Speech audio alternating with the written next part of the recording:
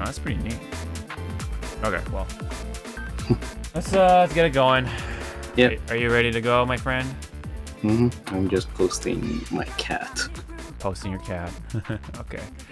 Well, while Zawa is tweeting his cat onto the internet, welcome everyone. Welcome to episode 125 of the Hypecast.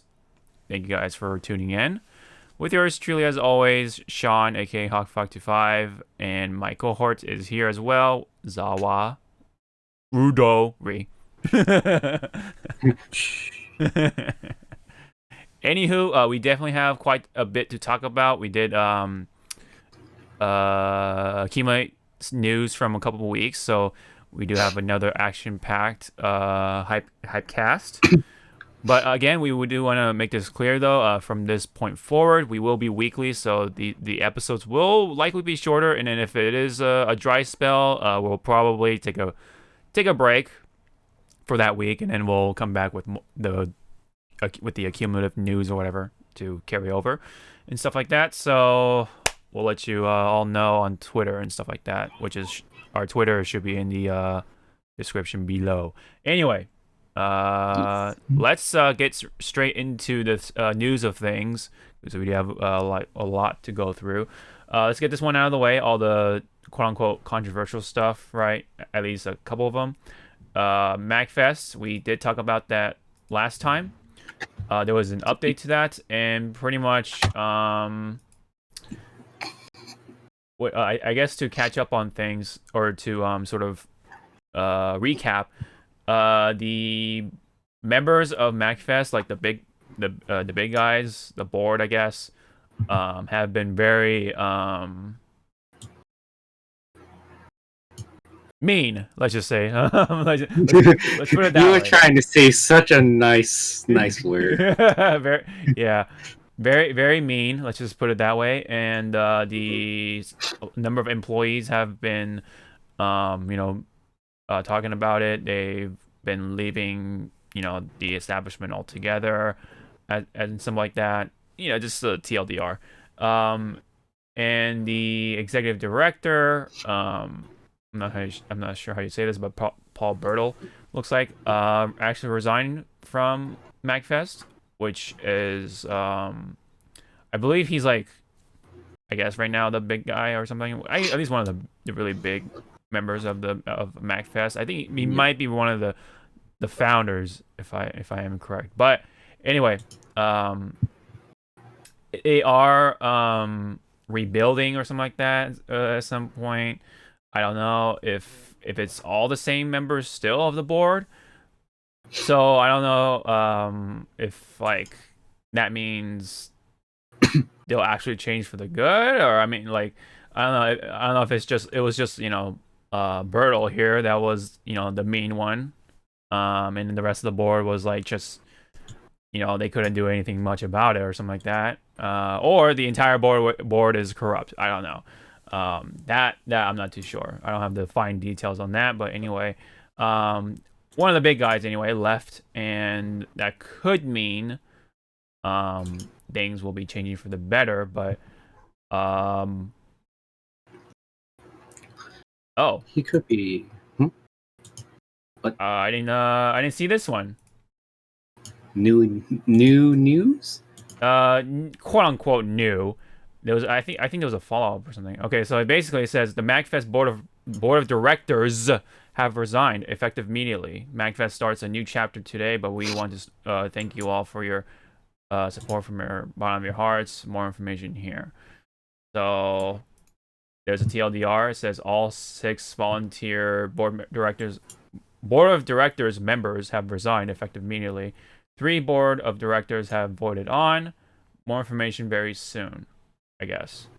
Wow. Okay, so that means it could be changing for the better, but I don't want to say it is completely, but there is going to be change. That's definitely, we can definitely say about that. And again, it sucks because Magfest has been that convention for some people to go to. Like, we have ours, which was Evo, at some point. What's that? Yeah, all right. That one's going through a change, I'm sure, because of one of the key guys, Higher Yeah, like key guys left because of allegations that he admitted to. Now this, they're like renewing and stuff. Hopefully for the better. But it sucks that it had to come to light because again, this was the convention for some people. A lot of like the YouTubers were there, the gaming YouTubers, like best friends back in the day. I think Angry Joe was there at some point. I think yeah, you get the point, right? A good number of those gaming YouTubers went there, and they've had their moments with their fans. You know what I mean? I'm sure they made good memories from that. So Magfest is definitely that convention where people like to hold close to their heart, but I'm very unfortunate that this has come to light for a couple weeks now, or a while even. So that is the situation of things, and hopefully it is changing for the better. And since they have new members, that could again, it could mean it will change for the better. But we'll keep an eye out for that. Did you have any comments for that, Zawa, before we move on? Pretty much like if they're all doing this now because they pretty much just kicked out all their board member, mostly of their higher up board members. Yeah. Better now have a better structure in these upcoming times, and just choose carefully of who you're gonna be putting to fill up those spots, because you don't want to have like, okay, we kicked this person out. Let's put you in, and all of a sudden, whoever they chose, repeats the cycle.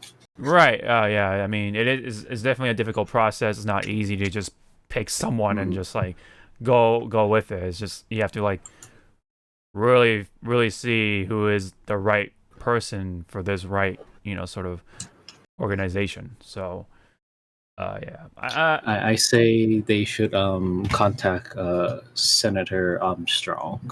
He has my vote on anything. The memes. He's gonna give everyone nano machines. Yeah, nano machines. Yep, nano machines, son. Yeah. Yeah. But again, good luck to Meg. Yeah, yeah. Best of luck to Meg for sure. All right. Next controversial shit. Yes. So, we do have Cyberpunk news to talk about. Okay. I'll be over there. I mean, as someone who didn't buy the game, but yep. Yeah. I mean, okay. I mean, let's just get this out of the way. So, there was the big article that came out. That pretty much is an expose.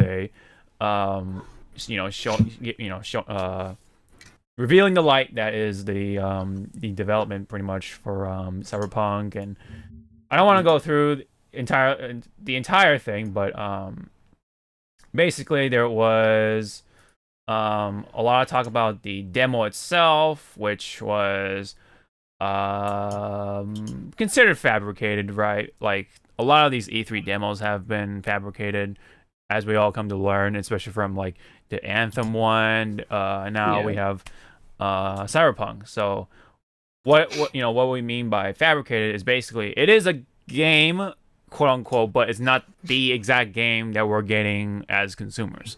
So it's like a different, entirely different thing. It's isolated, so that's why they can like work on it and make it really look good. But that's the only thing. That's the only thing that it has going for. That's why it looks that good. So that way they had the time to sort of make it look good for E3 to show it off to the audience, marketing purposes. Yeah, but unfortunately, go ahead. Sorry.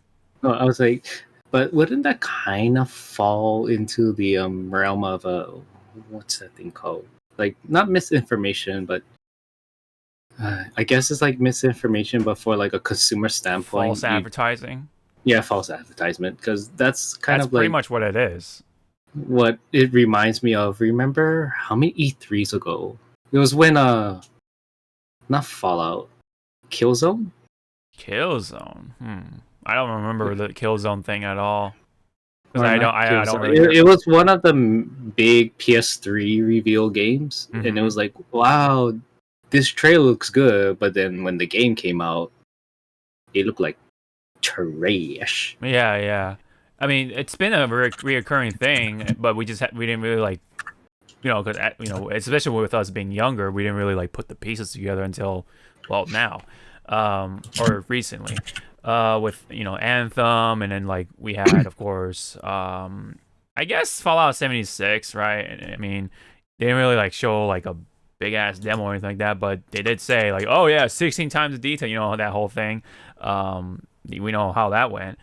I Oh yeah, think it was Killzone. it was Killzone. Okay.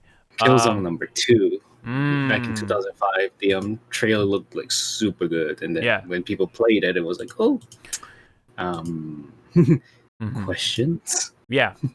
Same thing happened with Watch Dogs, the first game. I remember Yeah, the first demo they showed at E3. I was like, wow, that looked good. And then guess what?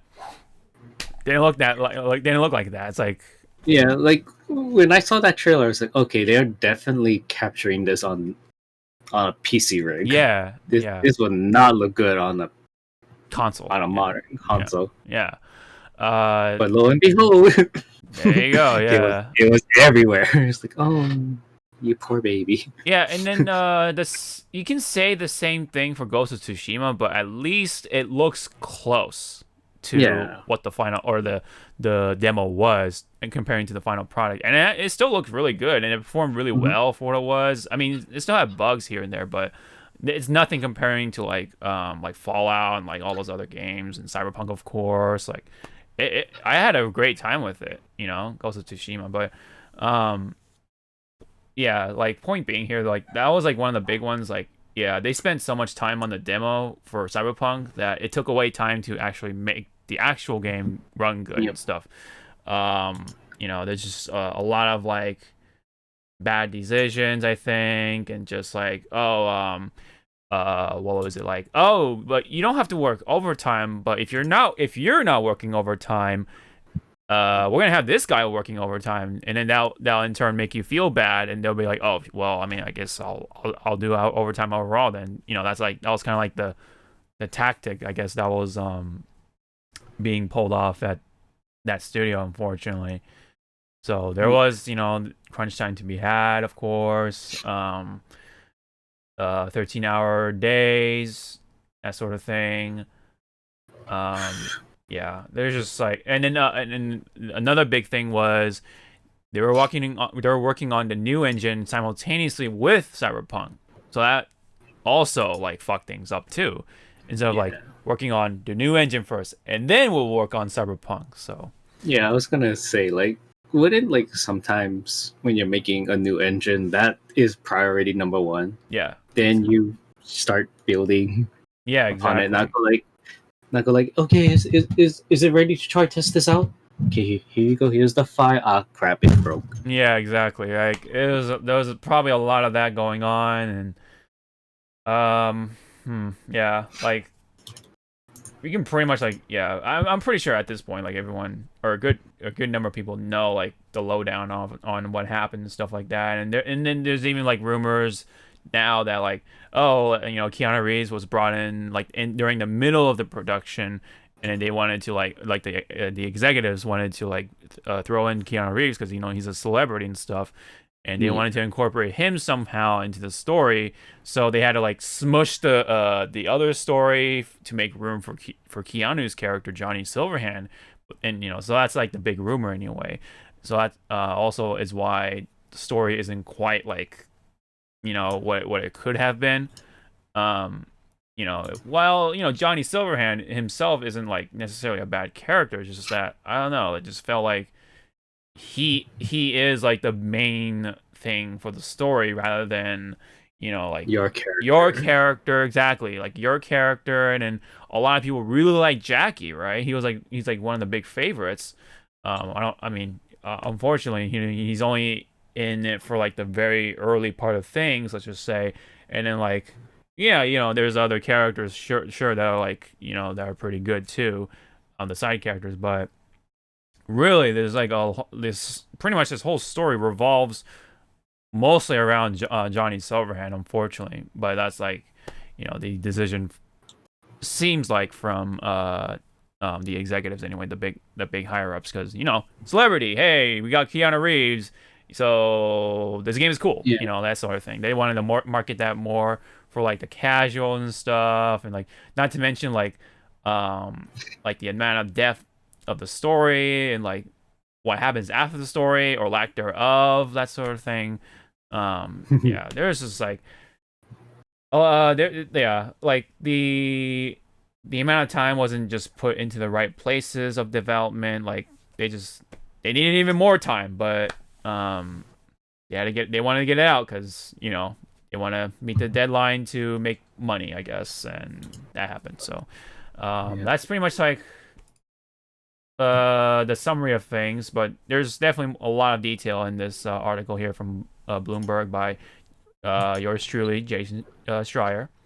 And then, of course, there was a counter post by one of the big boys of CD Projekt Red, Adam Badowski. He had a counterpoint of sorts, right? He like addressed. I'm not gonna read the whole thing, but he addressed like some of the points that were mentioned in the article, right, about the demo. He was saying something along the lines of like it's hard for a trade show to demo to be a test of vision or vertical slice 2 years before the game ships, but that doesn't mean it's fake. Compare the demo with the game. There was one quote that was really like iffy. Let me see. I wanted to like at least mention here.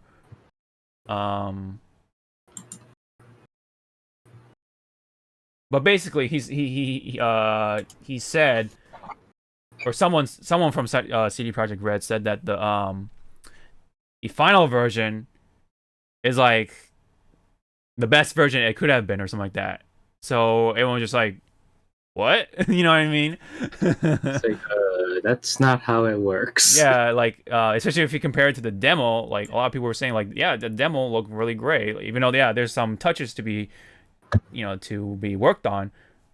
It looked good, and then like him or someone else be saying like the what do you call the retail version is like the best version there is right now, especially on PC. It's like, no, like that is absolutely not true. It was like something along those lines, so that was very, very questionable. But either way though, like no matter what he said or anyone else said, the game needed more time, dude. Like it absolutely needed more time. They knew what the game was in, what kind of state it was in, especially on like the PS4 and the Xbox One versions. They were complete trash. They really needed to just do away with those versions and just like focus on the PlayStation 5 and Xbox Series X and PC, of course. See, that way, they can put more time into that, make sure those versions are good, and even throw in some more refinement on like the gameplay itself, for example. Some of the actual game aspect of things, not just the bugs or glitches or whatever. Clean those out, but the actual like game itself. You know what I mean? So now they're doing it, I guess, according to CD Projekt Red. Like, I guess the big update will be in February, I guess. We've had one patch 1.1, which I will go over right now, which addressed some of the bugs, right? Some of the major bugs. Okay, here we go. Like the stability, for example. Whatchamacall, like a lot of the quests that were having issues, so on and so forth, right? There's some UI issues. There was something with the visuals, right? So on and so forth. Oh yeah, on the PlayStation 1 or PlayStation 4, for example, they supposedly addressed the crash fixes, optimization of the crowds for the PlayStation 4 Pro, excuse me, and the PlayStation 5. for example, and then so on and so forth, right? Unfortunately, this exact patch introduced another game-breaking bug, and this is actually really bad. This involved with the main story quest with Takemura giving you a call, but when he gave you a call, he didn't say anything. So that means you're stuck there. You cannot progress to the main actual story of things. Therefore, you can't progress to the game. You're stuck. It's a game-breaking bug, you know. And people who try to reload their save and stuff like that, go back or whatever, didn't fix it, unfortunately. But they actually had a hot fix very recently, and that fixed that, thankfully. So at least that's out of the way. But yeah, it really goes to show like what is going on with Cyberpunk. Any comments so far? Again, it's kind of said and done. Like, it could have been like placed back into the pot to just be stirred just a little bit more instead of going like, it's a little bit watery, but whatever. Here you go, guys. Yeah, that's pretty much what it was. Why are you guys throwing up? Yeah. It definitely needed more time in the oven, that's for sure, or needed more time on the pot. Yeah. There was, like I said, there was a hot fix. This guy goes to the, pretty much the big note of things.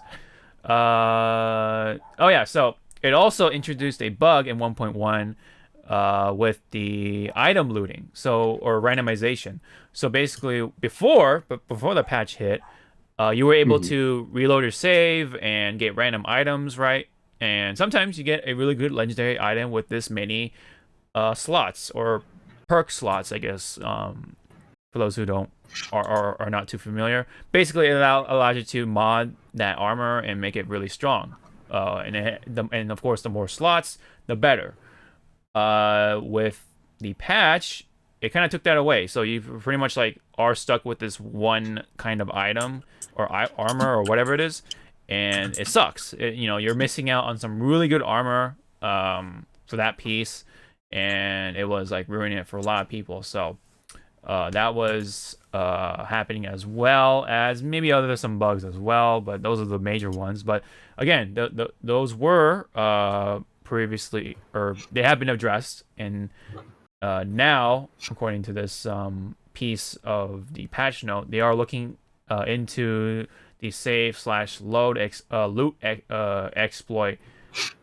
That will be investigated, I guess, at some point. So for those who, I guess, this could address to the money glitch or whatever, the money exploit, with the drop points and stuff like that, which basically, for those who aren't familiar, I'll try to be brief.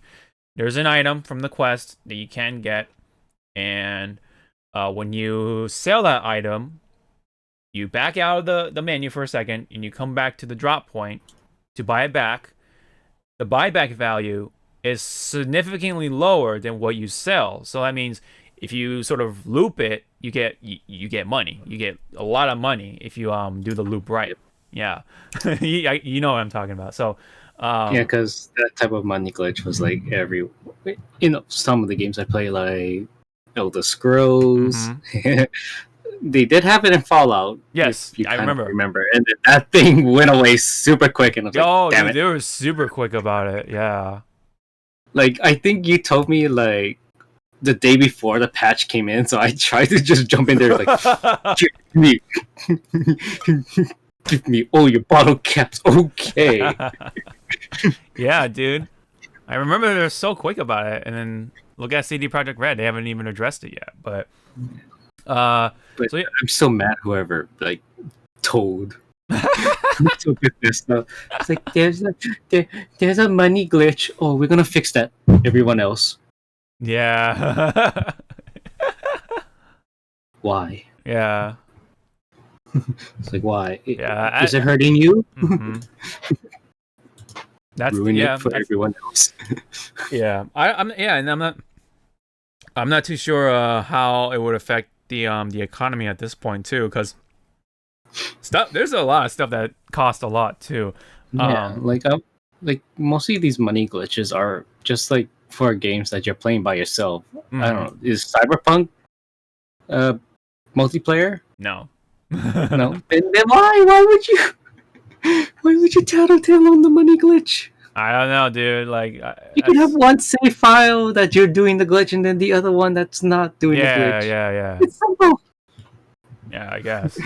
Or don't do it. Don't do the glitch. Don't do it. Just acknowledge it exists and just don't do it. If you want to challenge yourself, all right. Don't use the glitch. You know. But you know, I guess it's the temptation. Like, I really want this item, but I don't want to do the glitch. But I really want this item. I don't know, man.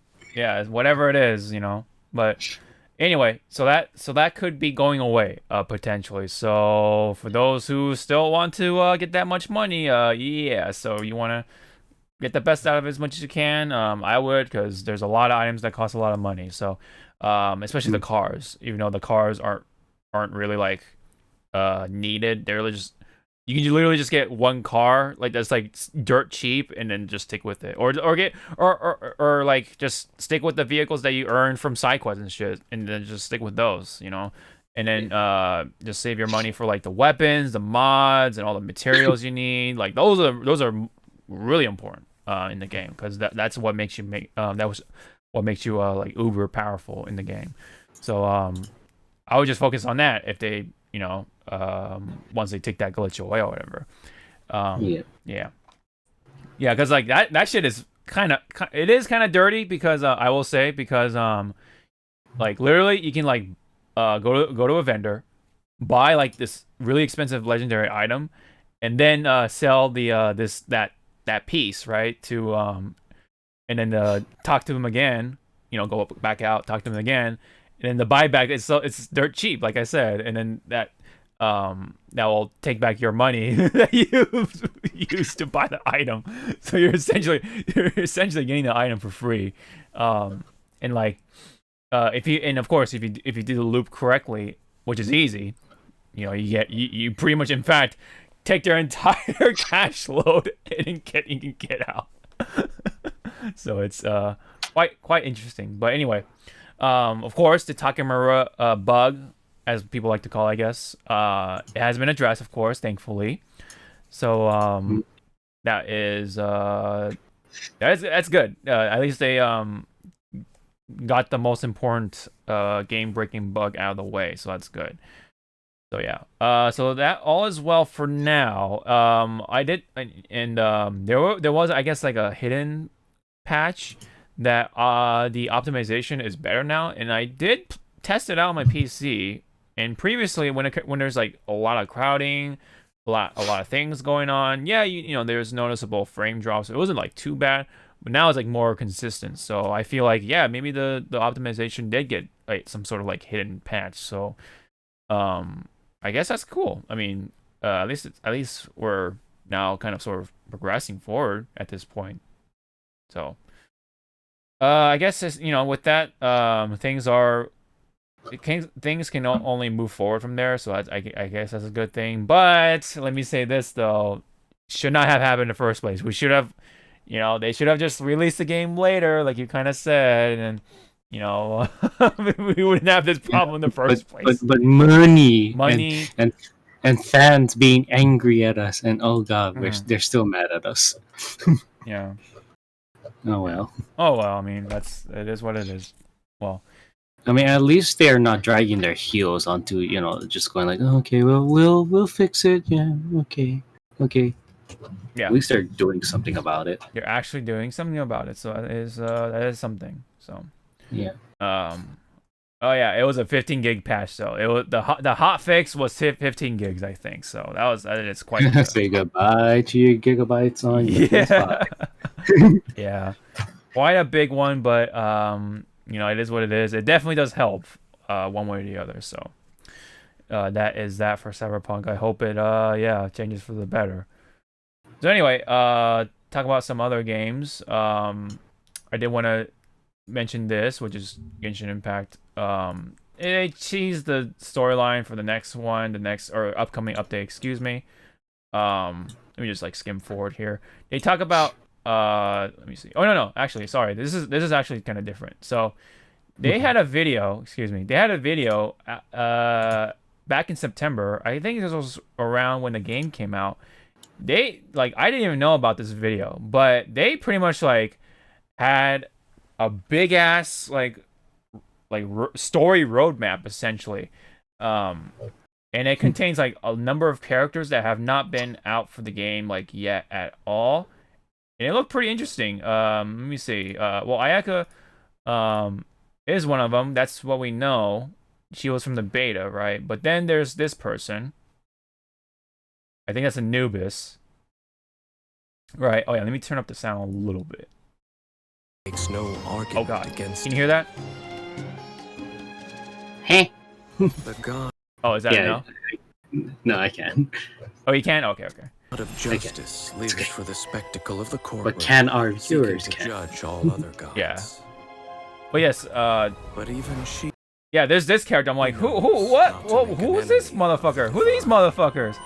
Yeah, everybody. Yeah. They're the twins, right? Look like they're like phantom thieves or something like that. Everything is Persona. Yeah, everything is Persona, yeah. And then, like I said, this guy, Anubis, I think this is his name. And then there's this next character. god of war shares this secret with the traveler.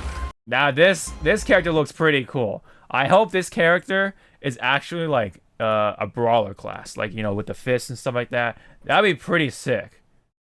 No. Nay. That'd be pretty Pop sick. that hope bubble right now. Yeah, help bubble, yeah. War shares this secret with the traveler. Yeah, it looks like either like a Pyro or Geo character. But, Joke's on you, that character is not going to use its fists. Yeah. It's going to use its legs. well, that's, I mean, I'm fine with that. I mean, if they're just using a sword or something, I was like, oh, well, that's lame. Yeah, he's going to use a sword with his legs. He's going to be Bayonetta. She is a god with no love left for her people, nor do they have any left for her.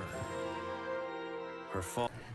And then there's this character, which is quite hidden. So looks like it's like one of the arbiters, which It's your what's the word I'm looking for? It's your romance option. romance option. Yeah, the Fatui arbiters, and then there's this guy that looks like Say we humans have our humanity. Dimitri from Fire Emblem. We will defy this world with a power. And then people are speculating that this guy is like Fischl's like older brother or something like that, because he's got the eye patch or whatever that is, and then similar eye color and hair. You who has set foot in this world. Similar hair color. Your journey has reached its end. But So yeah, I mean, this character's been like kind of lingering around like for a while now, but there are a number of characters that I did not know that were showing off. Like this character, for example, she looks sick. I would love to have a character like that who, you know, if they reveal a new class or whatever, that would be sick. I'd be down for that one. This one kind of looks like a magic-based class, right? Or they could just be using swords or something. I don't know. I mean, this one's another polearm user or spear user. Or Anubis. Aiga has already been revealed, sort of in a way. She uses swords. God. And yeah, I think that's it. Yeah. So, yeah, it looks like we also are gonna have like different themes of like different regions, right? Like, you know, like a more like a desert sort of theme, for example, and then like maybe like more like a darker cities type of thing. This one I don't know. This one it's a little weird, but probably completely something else different. I don't know. But anyway, this trailer was like kind of mind blowing because I was just like, what? I was not aware of this trailer at all. And there's like all these characters like kind of laid out for like I don't know, for a very long time. So we're definitely gonna have content for a good while. Yep. Yeah, it's just a matter of when. And not to mention, we're not even like getting. We're gaining characters that aren't even mentioned in here either. So like, there's like a lot of characters in between. So there's definitely like, a good number of characters, throughout, throughout its future. So there's definitely more characters than that than what's been told in the video. And this is officially from Genshin Impact. So yeah, that's another thing. So I just wanted to get that out of the way. And yes, meanwhile, the Shao banner is gonna roll in very soonish. 1.3 update is coming in. New content. Unfortunately, I don't think that the new content is permanent, which sucks because a lot of the things really do sound interesting. There are some things that are gonna stick around, I think, but a lot of the interesting stuff is gonna go away once the event goes away, unfortunately. So. I mean, it is what it is, I guess. But there are some updates that are cool, which unfortunately I can't really like repeat or remember top of my head. But hopefully they consider and keep the other mechanics permanent for the game. That would be pretty fun for the sake of like keeping things fresh. But anyway, that's Genshin Impact.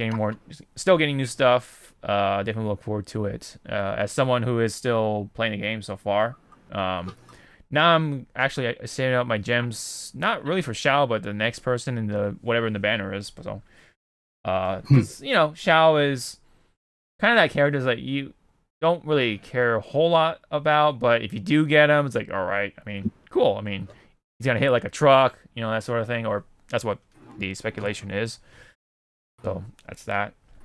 But anyways, let's talk about now Resident Evil Village. We had some quite a bit of updates on that game.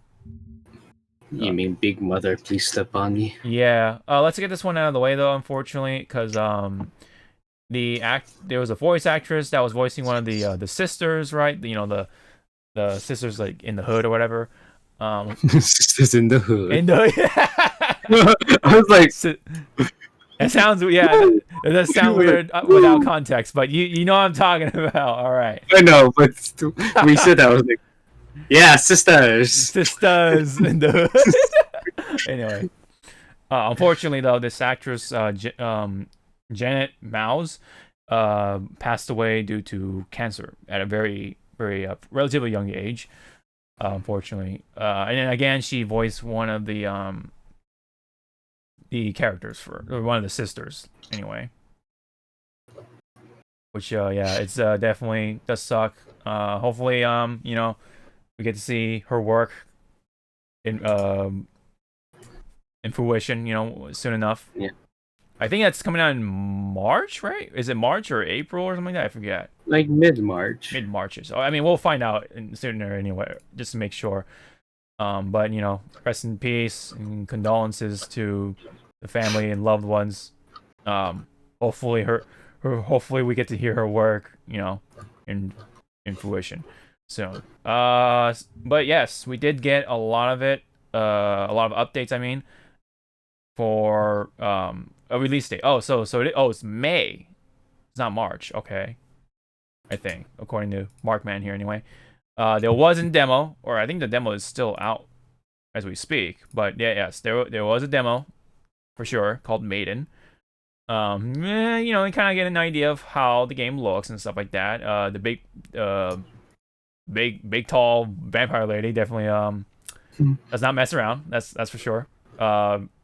She's kind of like Captain Kuro with the claws. Right? She had the claws and like stabs your ass. And I don't know, like when she did that with her claws, I was like, oh look, it's Lust from Full Metal. Lust as well, yeah. I mean, yeah, probably more Lust than Kuro, but that's what kind of came into mind first. The way she like extend her claws out, like I don't know. That's just or Lady Deathstrike. Deathstrike, yeah. It's like, okay, Capcom, who was watching anime and X-Men during the development process? Pretty much. That's the gist of things. There was also a trailer for this mode, which is reverse or whatever, which is basically a deathmatch battle mode with iconic characters. and you kind of get an idea here. It's like a hero. It's like a hero-based arena fighter thing. It's weird. Kind of weird to explain. The shell shading is so weird to me. It's odd, yeah. Like they're trying to make it like a comic book or something. Like what's going on here? Or they're like just lowering the graphical fidelity just to make sure it runs. And I'm surprised that they're using the Resident Evil 7 Chris here, not so much like the more iconic Chris for some reason. I don't know. Because that Chris actually died from punching the boulder. Punching the boulder. Yeah, you get to fight as Nemesis, right? That hunk or whatever. Hung, and then you get to play the dad. Yeah. From 7. 7, yep. Welcome to the family, son. Good character for Marvel vs. Capcom Infinite, but no, I guess we'll wait till 4. Whenever that comes around. No such thing as 4. Okay, got it. But yeah, you can kind of tell from the screen right here. He's play as Nemesis. I guess when you die or something like that, you have like a comeback mechanic. Yeah. Of course, Jill. There's Hunk right there. Ada Wong. Chris Redfield. Claire Redfield. Oh yeah, it's so odd. They're using the 7 model for some reason. Not so much the Village one nor the one previously. So maybe I don't know. I mean, they're probably gonna add more characters, and they're gonna probably add the Village Chris, and then the Resident Evil 5 Chris or whatever. I don't know, or the classic Chris even. Maybe they'll try to like expand this at some point. I'm not too sure though. But yeah, there was a big showcase. It's kind of like a Resident Evil Direct. And they obviously showed off a big trailer for the game. Oh wow, they actually put a timestamp on it. That's cool. Yeah, so they showed off the trailer right here. You kind of get an idea where the story is going. There's a strain in the relationship between Ethan and his wife. They had a baby. And I'm not sure if I am the baby. Yeah. I'm not sure if remember in the first trailer with Chris like shooting someone on the ground. I'm not sure if that's his wife or not. That's like pretty fucked up if that's the case. Like holy shit. Because that's not Chris. Oh. Maybe it's not Chris after all. I don't know. His name is Hicks. Hicks from Alien. Yep. Yeah. I mean, all these questions will be answered soon, kids. Just gotta wait till March. Well, if you're talking about the more new information, sure. Yeah.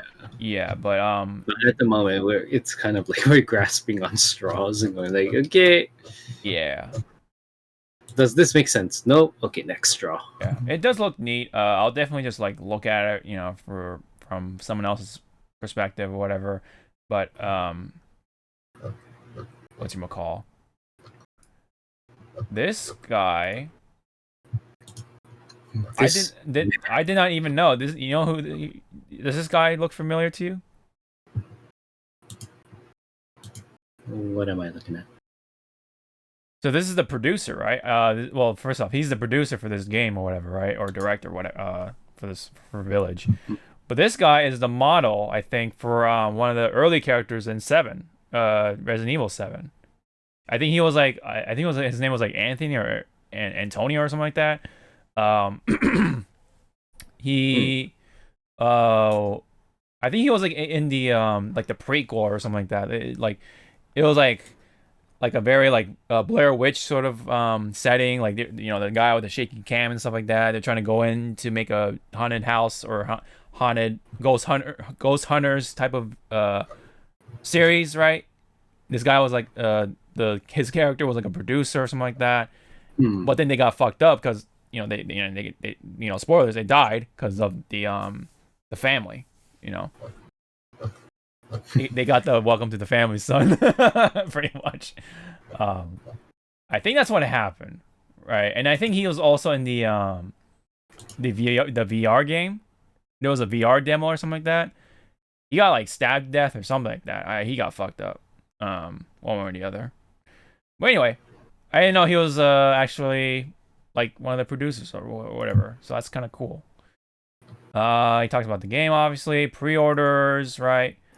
Free upgrade to, the next gen consoles, which is, nice. But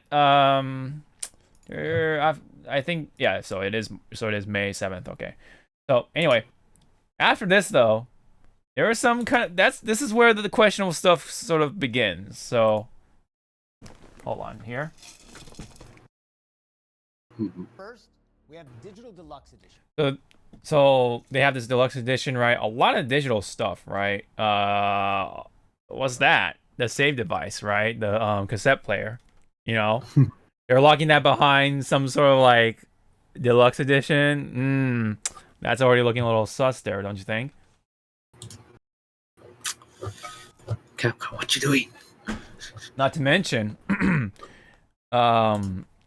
they have the max difficulty locked behind the deluxe edition. Other games have been doing it. Even Yakuza did it at some point, which is I was a little disappointed by, but that's what it is. So yeah, they're doing that here, unfortunately, with Resident Evil. Available on all platforms.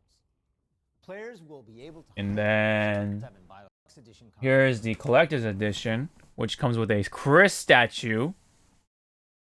Right. Well, yeah, it's Chris. I mean, that's neat, I guess, but why not the vampire lady? The big ass the tall vampire lady. Why not her? I felt like she would have been a really cool, or maybe they're saving that for like the deluxe figure or whatever they can buy separately. Instead of like this. Thank you, because I ain't buying that for the boyfriend. Yeah. She has to be really big. So like, probably, 10 feet tall. Yeah, 10 feet tall. Yeah, like the full, like the actual, like the 1-to-1 scale. Yeah, 1-to-1 scale. Sure, everyone will be buying that, right, Max? Someone will. Make muscles. Mm-hmm. So Zawa, as someone who does buy them collector's editions, what else also comes with the collector's edition? Whatever your money can afford, sir. Like what? Like seriously, I don't really like the Resident Evil collector's edition at the moment. Doesn't like strike me like, ooh, I want it. Because oh, I thought I was streaming. I'm sorry. Hold on. No, you weren't, honey. I'm sorry. I thought I hit it. Okay. It's okay. But besides the Chris figure and the little map, which I don't know, when it comes to collector's edition giving out a map, it kind of like goes like, right. Really yeah, I see. Want to know like where every how the locale looks. No, not it kind of spoils things. It does spoil things in a way. I do. Yeah, I see what you're going. I mean, like it is a collector's thing. Like, yeah, it looks cool, but if you really want to use it, like actually use it for early game stuff, it's like, you're kind of doing yourself a disservice in a way. That's my opinion. Where is it? For a big hunk of money, which I only think this is only in Japan. I know. Go ahead. The Chris jacket. Yes. So I was about to bring that up.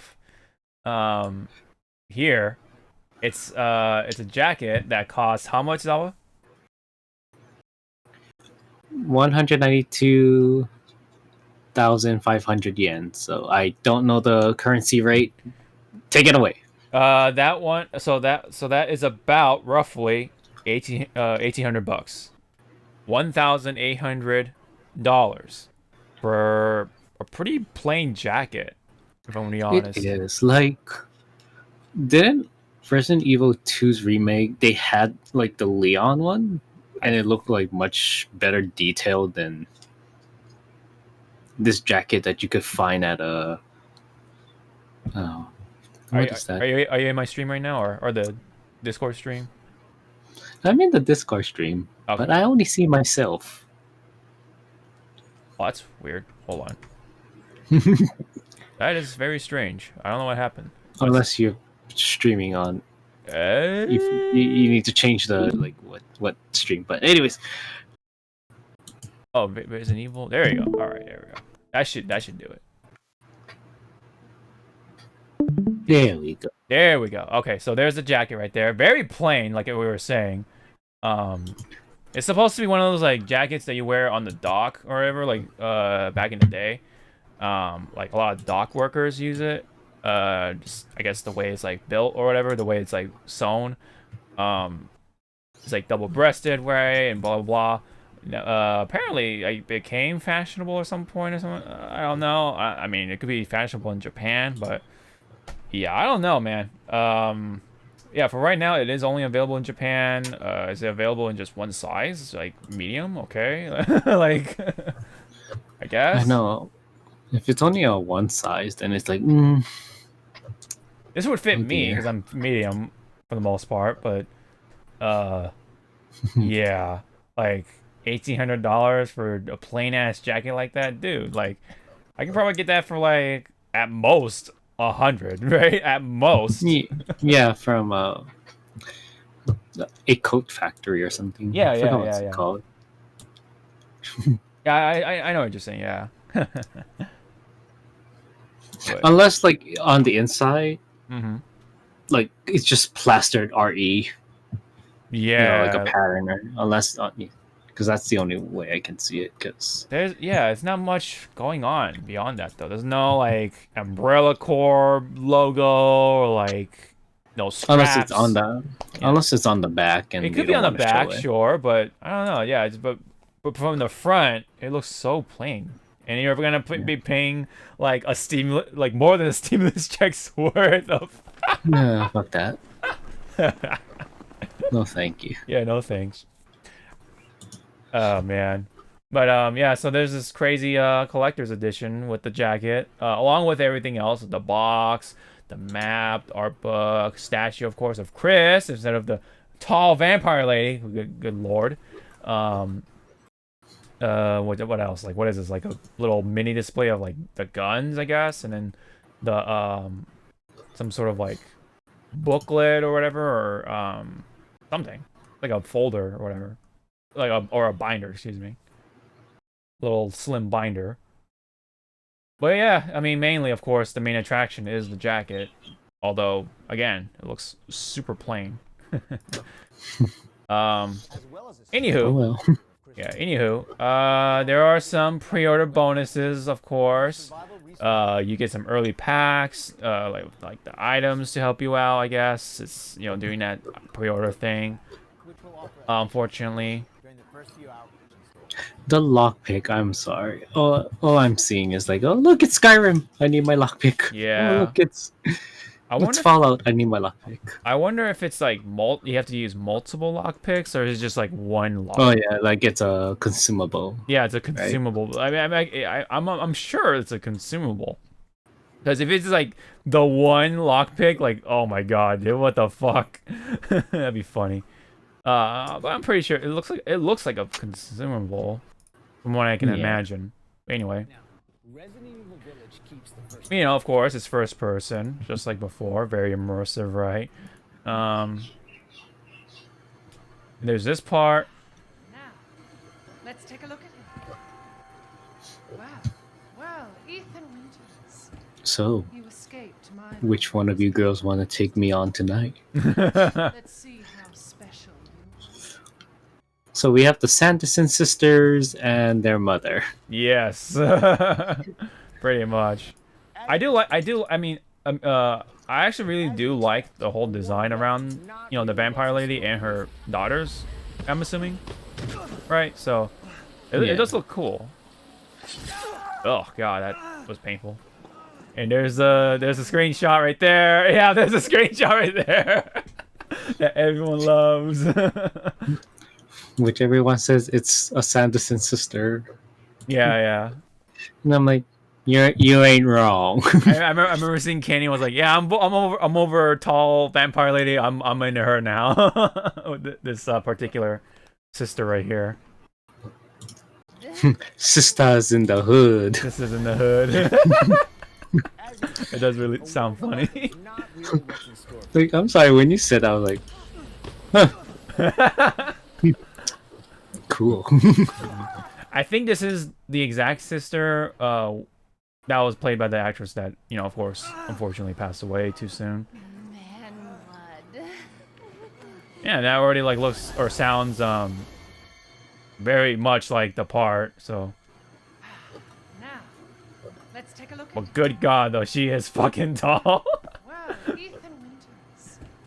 You escaped. I feel, yeah, and then like a lot of people are saying like she's like the new like Mr. X or whatever. Like, if that's the case, like I think that's cool. Like, I think that's a cool take on the. Yeah, like an intelligent Mr. X. Very charming, like kind of Gears a bit. We're finally gonna show off some combat. suave, but still as dangerous, in her own way, I guess. And your potential love interest. Dude, if she's an actual romance option, what the fuck? Oh, that'd be funny. Yeah, and they show off the weapons here. There's a lot of like NPC. There are interesting NPCs, including like the Duke, right? He's like your new merchant. Very big man, very big fella. No, that's the same merchant. He just got fat. Oh, is it the same merchant? Okay, I get you. What are you buying? What are you buying? What are you Can I buying? eat that? What are you Can I selling? eat that? It's like, this is just ammo. Let me eat it. Yep. To find a way out. He actually eats all your junk items. Like, oh god, all right. You Right in front of your face, and Yeah. you're like, oh, Has become a cultural icon. Resident Evil continues to occupy I'll the buy rise that. can- Thank you.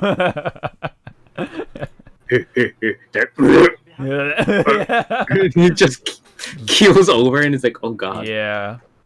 we just killed the merchant.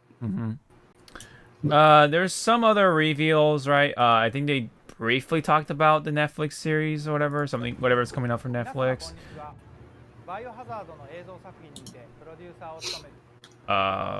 Yeah, it was showing off Leon, and I think Claire is gonna be in it too, right? Yeah, Leon, you need to fuck my sister. yeah, Claire and Leon. This is a few years after RE4, wearing a suit. Leon wearing a suit for some reason. But again, he gets caught up in the fray. I kind of don't like when they say it like that. Years after, it's like, just give us a number. I know, right? Just say 1 through 5 years. Well, yeah, I after. mean, but if they put a number on it, then it starts to like not make sense anymore.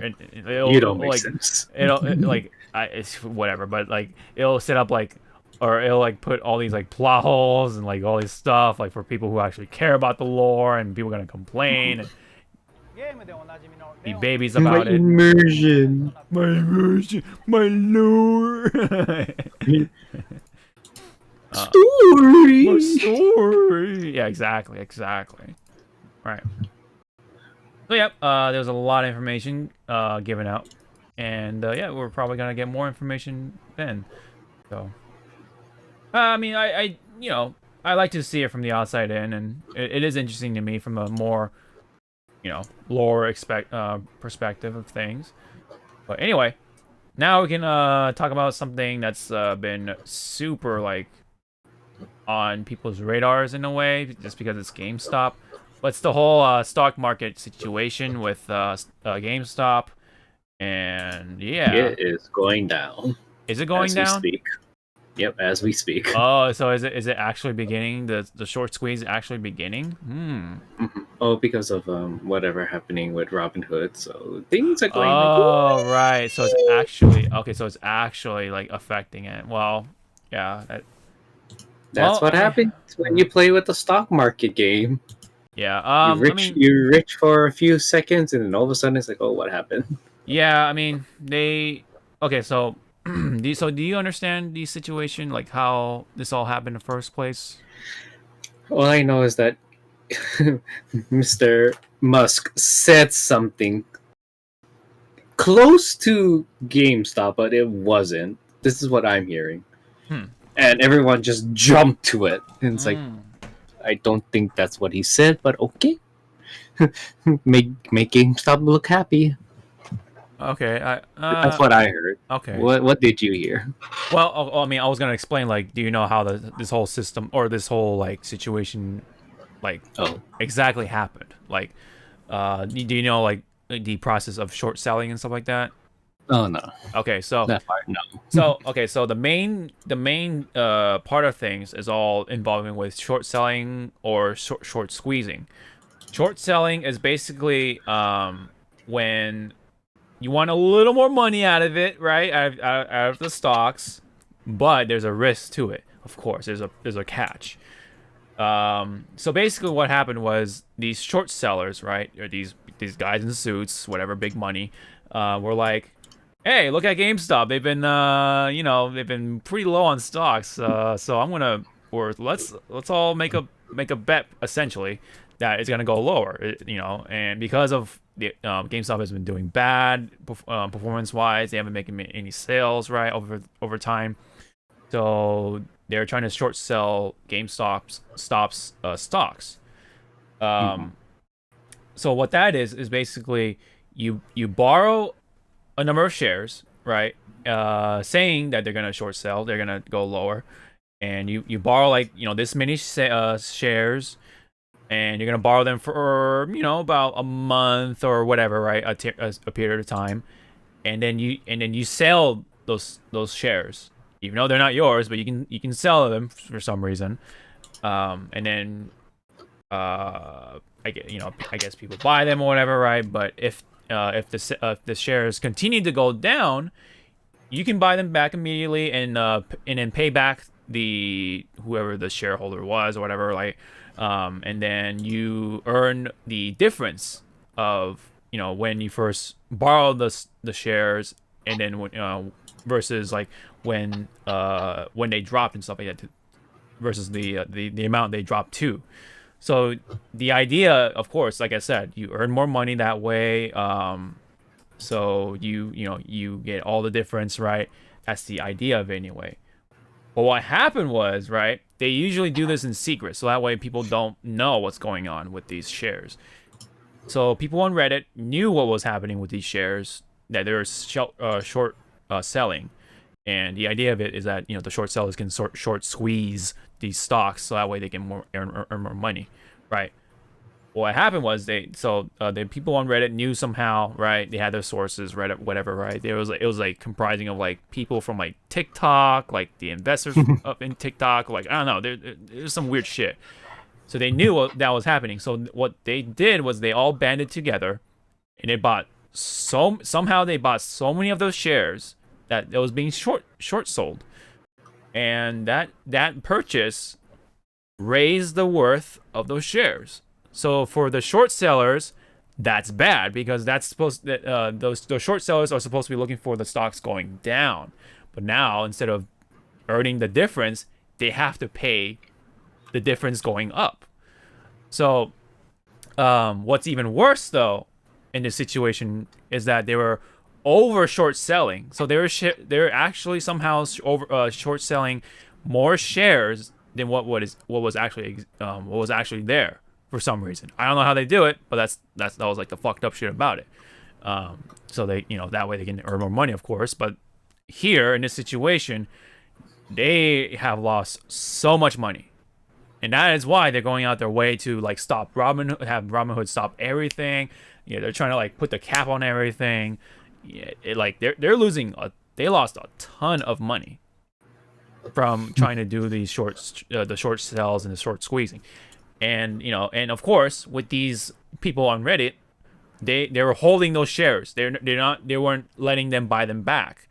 So they're holding. That's why you hear, you see on Twitter like hold. You see that word like hold, like, and people were like, what the fuck's going on? So they were holding on to those shares, and of course, the longer they hold, the more money they lose, and that was the idea of it. They're essentially betting with GameStop, and then while the short sellers, they were betting against GameStop that their shares would go down. But because of what Redditors did, it went up, and some people, of course, some of the short sellers, they were forced to kind of buy back, like, oh fuck, like they kind of gave in, right? And that, of course, is another purchase, I guess, right? So that also causes the thing to go up. That's why it was going up so much. So let's say like I think it was like around like $4 or something like that. That's what I heard. But now it's like $400 at some point. So that is like the gist of things. Why they do the short squeezing, or why did they even think that was like okay for them anyway? That I don't know. They're just greedy bunches of bastards. They wanted more money that way, and but of course, like I said, there's a catch to it, because if the stock goes up, again, they have to pay for it. You lose way more money than you invested in the first place because you did all that. And because not only that, you're playing around with other people's shares, or money essentially. That's like even the more fucked up thing is like on top of all that too. Like there's so much fucked up shit going on. It's crazy, dude. That's why I'm like, as someone who wasn't too into the whole like stock market thing, but I'm aware of it. But like, I wasn't too into it. But until like now, I haven't been so invested, no pun intended, to this whole thing, because it's crazy. It's that crazy. You have these number of people that were able to pay off their school debt, buy their mom's house or something like that, pay them off for them, right? Because they earned that much money, for those people who sold out, who didn't hold. But yeah, dude. And like, so now, guess what? A lot of people after that were buying more of GameStop shares. And of course, that also feeds into the thing. So again, that's why it contributed to the whole stock market thing. Now, of course, there are some things I said wrong, but that's like the gist of things. Like this whole situation is complicated. There's a lot to it than that, more than what I said. So, pretty much in a way, people are scalping these stocks, like one way or the other. That's like one way to put it. Whether it's the short sellers or the Redditors. Whoever's doing the scalping, I can't say, but that's like pretty much what essentially is happening, one way or the other. And yeah, like I said, man, it's fucked up because the short sellers took way more than what actually existed. So that's like even more money they're losing in the first place for something that even was not even there in the first place. I don't know how that happened. That should be illegal, in my opinion, but that's what happened. And guess what? All this stuff like has come into light. Wall Street has always been sort of manipulating the whole, and there's hedge funds and other groups that have always been like manipulating the whole like stock market thing and the economy and all this stuff. And they're kind of like almost the reason why we've went through these crashes too. Like there was that crash, the economic crash and or recession or whatever, and back in 2008. That was them. That was in a way. That was all them. And then, of course, I don't want to get too political, but, people like to point fingers at the president, right? I mean, at the time, which was, I believe it was Bush, right? If I want to be correct. Or it might have been either Bush or Obama. I don't know. But anyway, they want to point fingers at the president, whoever it was, and that's the gist of things. So, I mean, do you kind of understand it? I kind of understand it. It's just that but for me, like I'm generalizing stock. Right. It's such a risky business job to play at stocks, and that's why, like, with some of my friends, they're only now jumping into stocks, and it's like, like, I mean, go ahead. Sorry. It's like do you. but don't follow the green. Like seriously, just because this stock right now is, selling for this much, and you got it for this much, don't just go like, I'm gonna grab it right now. It's like, because it's always gonna happen. Because let's say your stock in, I guess the big topic right now is GameStop. Yeah. It was like at one time 250 or something like that. Yes. And you sold it, and then a few seconds later, now it's selling for like 300, and it's like, yeah. See, you gotta wait. Yeah, I mean, but now it's the point where I think it's starting to go down. Yeah. The short squeezing is happening, I think, now. Yeah, let me see. GameStop. So yeah, I mean, here's the thing, right? I mean, people are scared about the whole like investment thing, right? But if you just do regular investing, you're fine. Like that means you know how much you're gonna lose, that stuff like that. So let's say if you put in $100 worth of shares, you're only gonna lose $100 because you're only like once you invest something with that amount of money, it's not gonna be anything until you sell out or whatever. So what do you put in? $100. If you're not gonna do anything, you lose $100. But when it comes to short selling, that's where it gets dangerous. That's where that actually becomes very dangerous because that's where you actually start losing way more money than you anticipated because you're now betting on something that you don't necessarily have control of. Like whether the stocks go down or up or whatever. That's scary, and you don't know how much they're gonna go up. But in this example, that's why when it comes to stocks, like I try to give like tips of the stocks that I put to my friends now jumping in. It's like if you don't want to play the stock game of when to sell it or wake up like 4 a.m. every day to see what the price is right now. Just put your investment onto corporations or things are making money. So, like for my family, we have 1, 2, 3, 4. I want to say 6 stocks in Disney. Okay. 1,000 each. Okay. Okay. So that's like our we'll touch that stock when we need it. Yeah. But we're just leaving that one like over there. It's like right. And then for me, I have stock, or no, it's a partial stock in Amazon.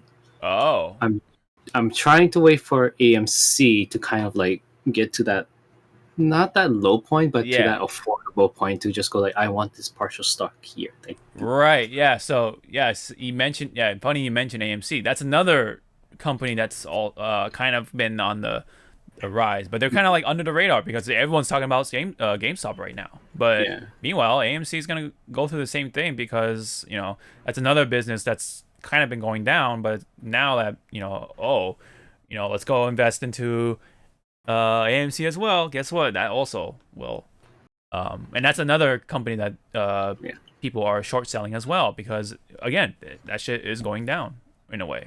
But which is funny because the way I heard about what AMC is going through with their stocks was because my friend 2 days ago said that, if you want to watch Godzilla versus King Kong, you can go to any AMC owned theater and you pay like a certain amount. I think it was like $300 flat. Right.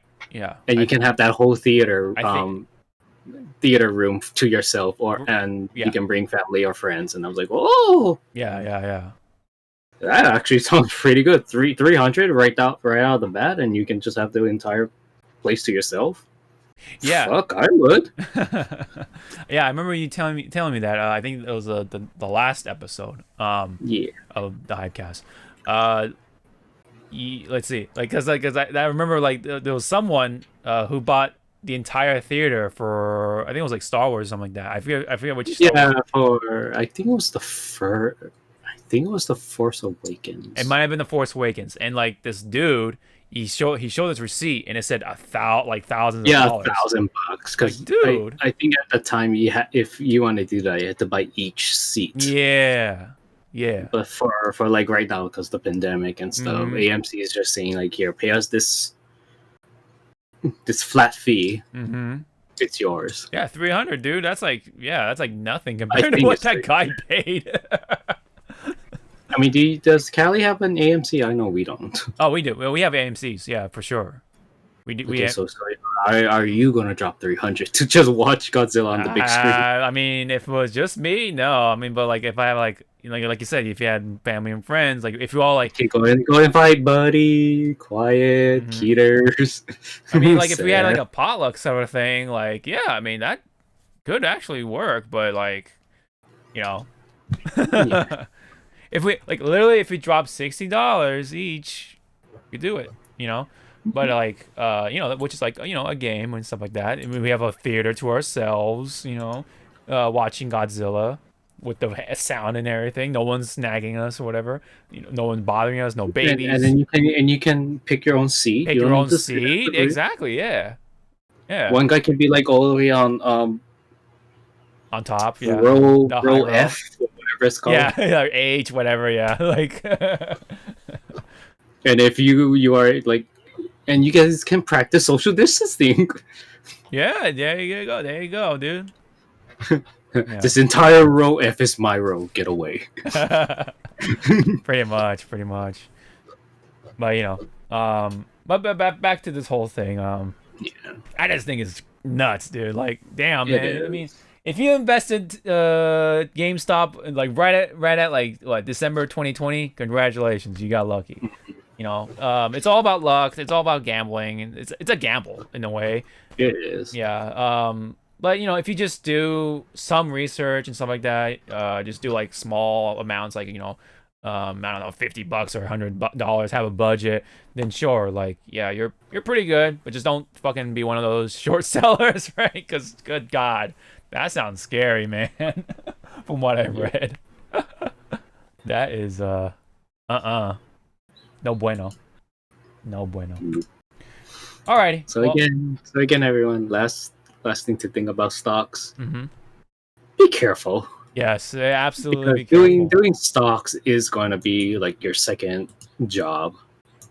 Oh yeah, because like you're gonna be stuck on your phone for like a very long time.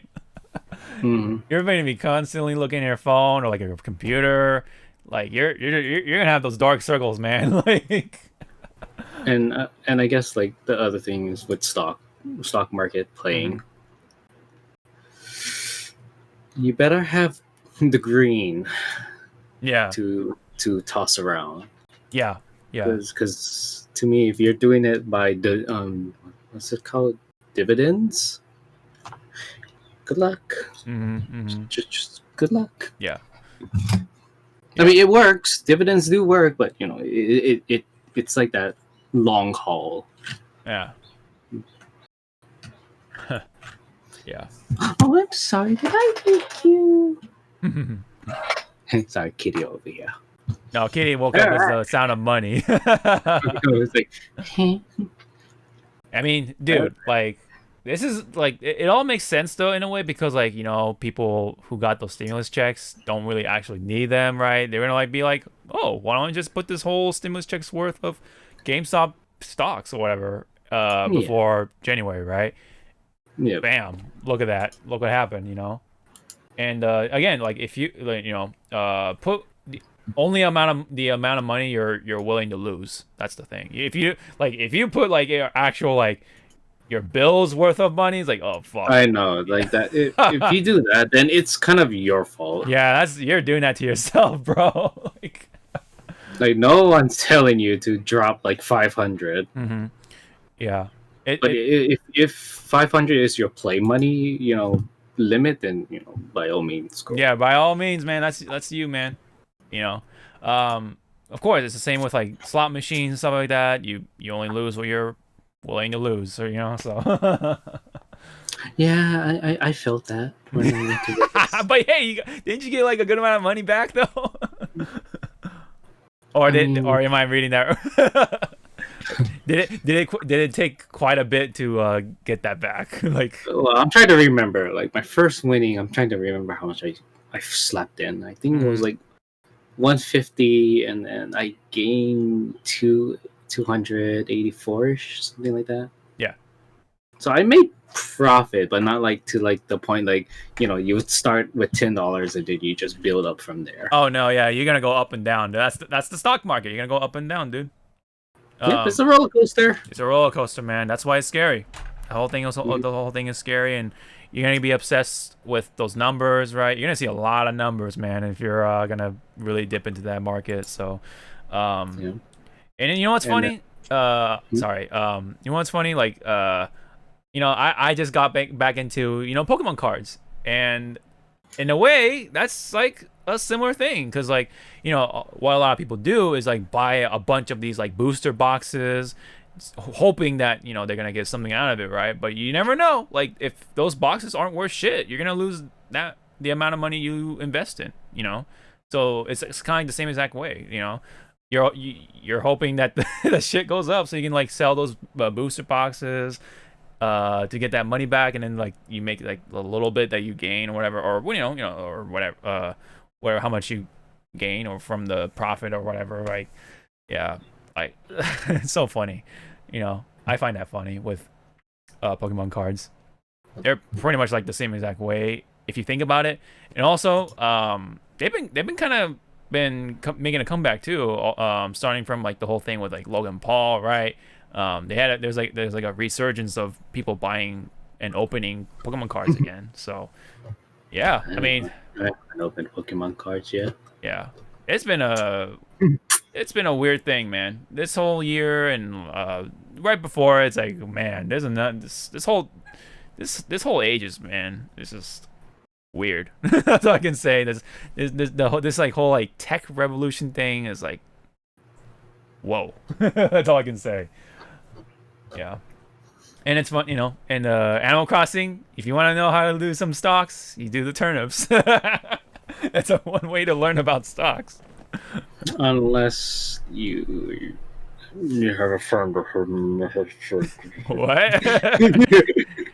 I'll tell you out there. Well, I mean, like, okay, I know what you're saying, but I mean, is it short selling? Because what you're doing is because turnips, right? Because you're borrowing the turnips in a way, and then they expire. You know, like it's kind of like that time period when you're short selling stocks. You borrow the stocks for a set amount of time. You gotta bring it back by the time the you know, you promised or whatever. So it's kind of like that in a way. You know, the turnips do rot after a week. So it's kind of like that. Like, so, but obviously it's not as brutal, right? Because it's still the same amount of money you invested in. So yeah, but it does teach you like what is sort of like when it comes to like short selling in a way, because you know, short selling has an expiration date, but when you do like a regular investment, you can hold on to those shares as long as you want. So as long as the only time you want to sell out, of course, is when it's the highest you think it is. So yeah. Anyway, all right, that's enough about all this stock market talk. But yeah, I know. Thanks GameStop for bringing that to our attention. And you gotta remember, Reggie's there. Yeah. I mean, probably like when he saw like the stocks going up, he'd be like, I didn't do that. but I will take the credit. No. But I will take the credit. Yeah, exactly. Face me and smash. Yeah, exactly. Yeah. All right. I'll give you a free stock if you take one stock off of me in Smash. That would be really good. That would be like how how to get stocks. Mm-hmm. That'd be pretty. Defeat Reggie in Smash to get stocks. Holy crap! Yeah. All right. So anyway, let's move on to the more simpler things. We have there was recently. I'm not gonna play the video here, but the headline comes from Yongya once again. But there was news about it was like one of the shrines or something like that. Damage from one of the storms back a few weeks back, whatever, or several weeks back, I should say. Go to 2 minutes and 31 seconds. 2 minutes 31 seconds. Thank you. Okay. Apparently, there you go. So this exact shrine was damaged during a storm, but the fans of Ghost of Tsushima, because this is in Tsushima, the actual place of Tsushima, decided to donate over $200,000 or $250,000 to have this thing repaired, like for the Tsushima Shrine, which is actually pretty cool. And then of course, the Twitter account for Ghost of Tsushima like brought it up too, like they were thanking the fans for it, and that I think that also in turn like brought more attention to. So actually pretty cool. I must say, pretty wholesome. I mean, that's all there is to it. Like, there's a lot of people who donated the money to get this thing fixed up. Kind of like what happened with Notre Dame or Notre Dame, whatever you want to call it, the historical building in France. France, yes. Yeah, Vive la France. But anyway, that got damaged due to like a fire, right? So, whatever happened to it. There was a fire, and then people were willing to donate to get that thing repaired. So, yeah, similar situation here. This was caused by a storm, so a little different, but a similar sort of situation overall. So, there's that. That's pretty cool. Any comment on that, or? Like, gotta give it to the fans, because to me this is like an awareness that there are places that life games imitate life and all that. So you gotta give it to the fans, going like, who kind of did their research on this, that once these historical places are wiped off the face of the earth, that's it. Yeah, that's it. Gotta keep it alive as much as you can, like the legacy and stuff like that, the spirits of whatever that culture is, especially here, Japan. That's that shrine is very important as well, as much as a number of other shrines throughout Japan, and happened so Tsushima got damaged, and and who knows, maybe that shrine was holding the great catfish. Only a few people would understand that reference. Alrighty. And so that great catfish story is kind of scary when you really listen about it. Yeah. Thank you, Japan and your mythologies. They're pretty cool, but they're kind of scary. They are scary. It does teach you a lesson, though. All right. Meanwhile, more mundane news. Doom guy costume makes it into Fall Guys. Pretty random. So Doom He's guy. So chubby. Yeah, look at that little bean. I think the demon costumes are also there too, which is kind of cool. But Doom guy for sure. Yes. Yes. He's so pudgy. It's like It's funny. Yeah. It's like, so this is what happens when he stops slaying demons. Yeah, pretty much. Pretty much. That is the gist of it. So Doom guy and Fall Guys. It's kind of funny how that rhymes, or not rhymes, but how that sounds. Yep, another costume in Fall Guys, pretty cool. This one's kind of interesting. So Dead or Alive creator Tomonobu Itagaki, he made his own studio now with Itagaki Games, and is open to Microsoft buying him out. So, Dead or Alive guy, part of Microsoft officially. What do you think about that? Well, possibly. It hasn't happened yet, but why? Yeah, like now, think Dead or Alive being part of the Microsoft exclusivity, possibly. That'd be kind of interesting to see. But, I mean, for a while, yeah, DOA was only on the Xbox games for a while. Yeah, you're right. Although, wait, is it? wait, is he allowed to make the Dead or Alive games, or because isn't that from Tecmo Koei? It's Koei. Yeah. So are they still holding on to it, or is he allowed to? Yeah, it's he's still. Well, I mean, I guess he still has like a small say in it, but I guess it's still under Koei Tecmo's yay or nay. Yeah. Yeah, that's the thing. So I don't know. Maybe the Dead or Alive thing for Microsoft isn't a thing, but whatever he makes, yeah. I mean, he might just make another Dead or Alive sort of franchise and call it something else. Like, I don't know, because there's been a number of cases like that. I remember the Left 4 Dead series like became Back 4 Blood, right? That's coming up. Yep. Because that was previously with Valve, but now they moved out of there, and then they made their own studio, and now they're making Back 4 Blood, and it's pretty much Left 4 Dead, but it's not Left 4 Dead, So I'm pretty sure he's gonna do something like that, whether it's for Dead or Alive, or maybe did he also make Ninja Gaiden? So he's gonna make some sort of Ninja Gaiden game, or he's gonna make some sort of like Dead or Alive game, and there you go. That's what's gonna happen with Microsoft. Mm-hmm. But see, the only question is he as good as the creator, Beautiful Joe and Bayonetta? Oh right, Kami or whatever. Kamiya? Yeah, Kamiya. Yeah. I don't know, man. I don't know. That's definitely a question. Left to be. But, good luck to you. But just let you know, Microsoft might be like, "Oh, this is a nice studio." I know, right? Okay, it's not doing well. Yeah. Spit it out. Or it's like Andy and Woody.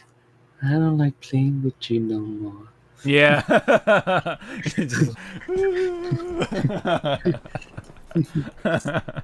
Yeah, that's pretty much what's gonna happen. If that's the path that is taken. Anyway, it could be. I mean, it could be part of the rumors with Microsoft buying off, or possibly buying off, like a bunch of Japanese studios. That could be one of them. So, I guess we'll keep an eye out on this one as well. We'll see. Well, that's that for Itagaki Games. There's another little basic piece of news when it comes to fighting games. New character came out for Granblue Fantasy Versus. His name is Onrey. He's like one of the 12 Eternals, but basically he's very powerful. Very powerful old fella, or looks old anyway. He has the same voice actor for Frieza, for Japanese anyway. That's kind of neat. I will play it here. So you can hear that, right? Yep. Okay. I'm Yoda, but not really. He kind of is like Yoda, I guess. Yeah. So this guy has some defensive options, right? He has some follow-ups, but mainly one of the main mechanics, though, yes, he can parry. That's like one of his main mechanics or gimmicks.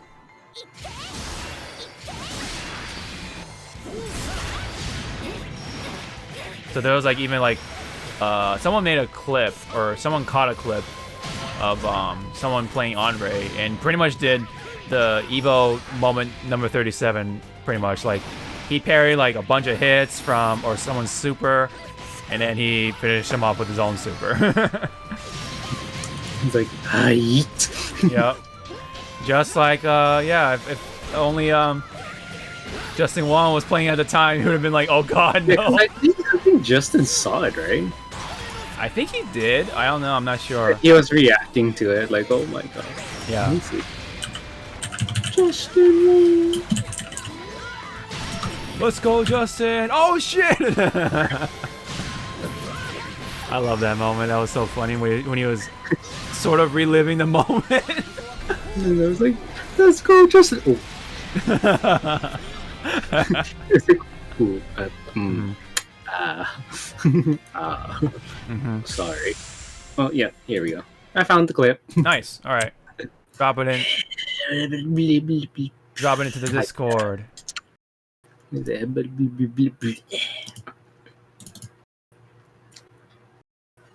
Thank you, Justin. Let me see. I put it into Hypecast. All right. Oh, all right. So Make bigger. Go, Virgil. Nice parry. Nice parry. yeah. Send you off to space. Yep.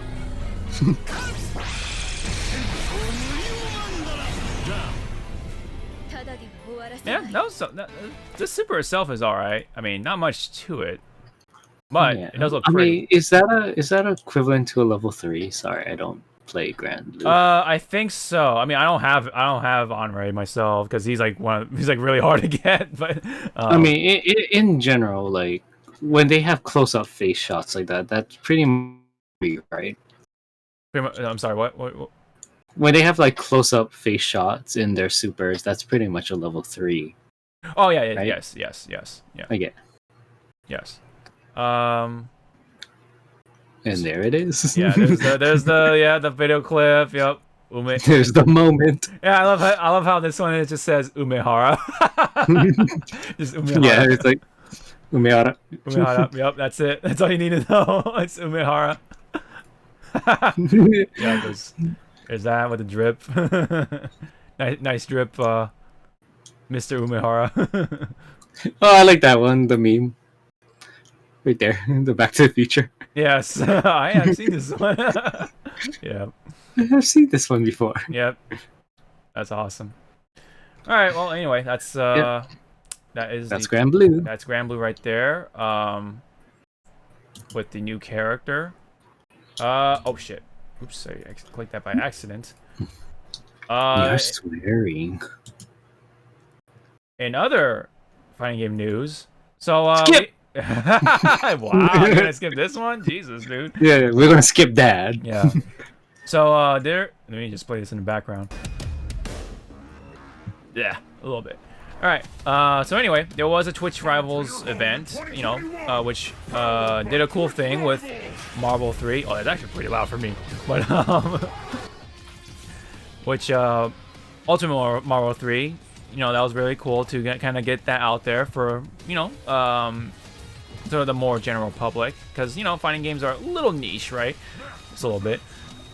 So they brought it back again, but with now another cool game that deserves this spot, which is Killer Instinct from what, 2013? Yeah, 2013. Jesus.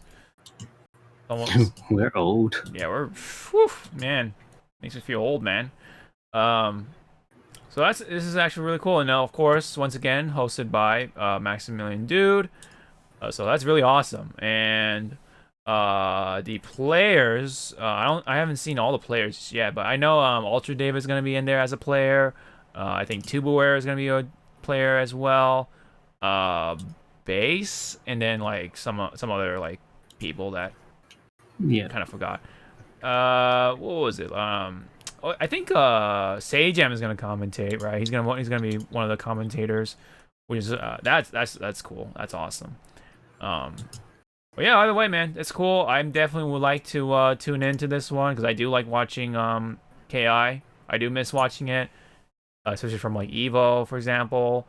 Let's see. Yeah, it's gonna be on Monday, but by the time this comes out, probably it'll happen already.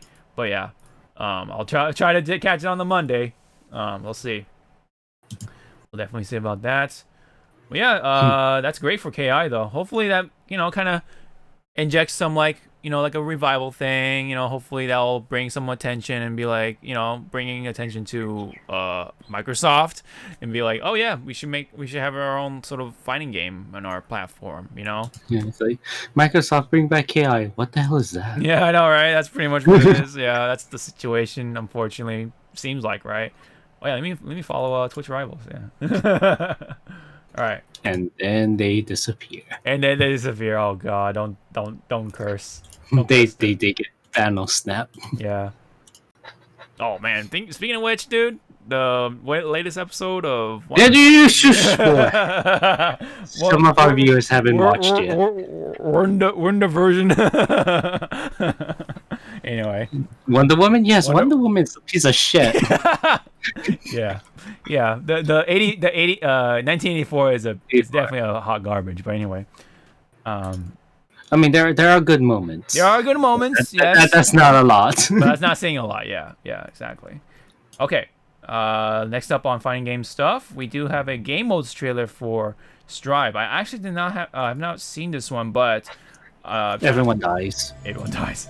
I think they showed off like the arcade mode, the story mode, right, and then like some other stuff from what I've heard. A reconstructed game design that is both sleek and intuitive due to the innovative battle mechanics, crafted by digging even deeper into the complex mechanics of the prior. Shatter all expectations. That's what it sounds like to me, the voiceover, dude.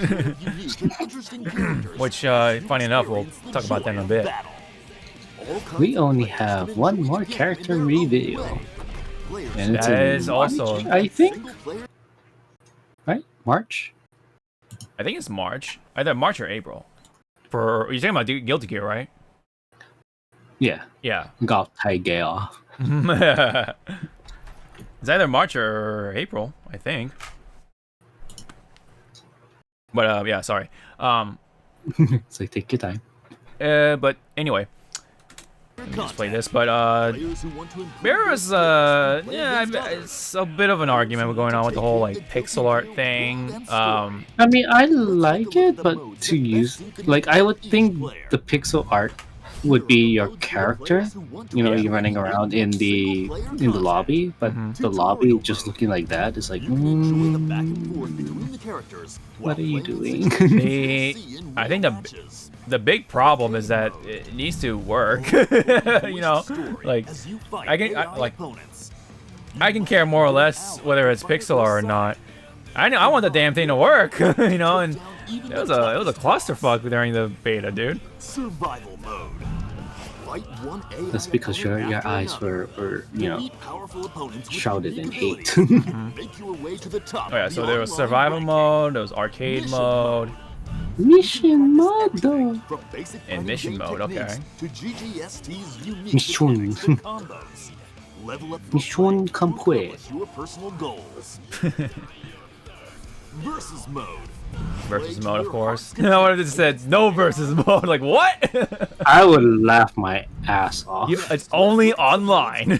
Shatter all expectations. Or buy it for $5.99 to unlock it. Oh no! Don't do the Capcom thing right now. Oh man, that'd be fucked up. You can use this as a tool to I think Capcom did that. I'm just reminding myself of why they did that. It's like, what did we learn? Optimized netcode. There's even crossplay between the PlayStation Cross-play, and there's no PC crossplay, so. Oh, okay. So I guess I'm just gonna stick with PlayStation. PS4, right? Yeah, PS4. I don't know. I put my PS4 in its box. Wait, can you really? Wait, what? So can you actually not play with PC players? No, where is it? I guess oh Where wow. is it? Huh? Where is it? They gotta clear that up. I hope they clear that up, dude. That's ridiculous if that's really the case. Use your eyes clouded by hate. Use your eyes clouded by hate. Okay. You can also wait for a match while in training mode instead of searching for an opponent on your own. There is even an option to wait for a match directly from the main menu. Okay. Great for those times when for a match. So I'm assuming they have like a pretty basic like. Okay. So I just realized the actual like pixel quote unquote figures are 3D. They're like 3D blocks rather than like your actual typical like pixel art avatars. Instead of searching for an opponent, that's actually kind of neat. There is even like kind of Minecraft-ish. Directly from the main menu. Great for those times when you just want to get right into a match. Player match. Player match. Matches in a room for you and your Locked friends. behind a paywall. Replay God theater. damn it. Watch your own Ooh, we play theater. as well as players It's from like all over it's like the world. Street Fighter 5's You can theater search thing. by a character or the player's skill level too. Use it to refine your own play. Last but not least, here's what we have to offer for yeah, fans story of the mode. Guilty Gear world and story. Yeah, get ready to sit back and not play. Through stunning Ooh. graphical presentation. Anji. No need to play matches. Get ready to sit back USA. and not be able to put it onto fucking YouTube. Oh yeah, that's right. Yeah. What will his final choice be? His voice, deeper dude. into the story, the GG World mode includes a chronology of the series story, Wow. a glossary where you can look up terms related to the game, Wow. and a An correlation of the encyclopedia. relationships between the characters. Get an even closer Wow. look So those are all romance options. Relationships. Enjoy the beautiful art, design materials, Ooh, movies, okay. and music Ooh. from the game. There's a lot That's to cool. enjoy from not only GGST, but even previous games. The game as it is can be enjoyed in all these ways. It's kind of funny that the music they're using is just We plan on to update repeat. the game long Yeah. term after release, so you can enjoy GGST for a long time. Like they could have just looped like all the characters' themes, you know, to give it variety instead of just Yeah. Series. like The main playing theme like over and over again. spell of the game, or just have an instrumental version of it playing, you know. Yeah. But that's just me. What do I know? Well, I only dabble in video, you know, editing just for shits and giggles. yeah. Well, we do know that it's actually coming out April 9th of this year, and if you get the deluxe or the ultimate edition, you will get it 3 days earlier. So, nothing new, of course. That was It's like- that was previous information, but just to give it a reminder. Yeah, there's a Steam version, of course, PlayStation 5 and 4. Yeah. Yeah. What? Just get at the artwork between Soul and Kai. Yeah. I kind of want to see a Guilty Gear game that the graphics looks like that.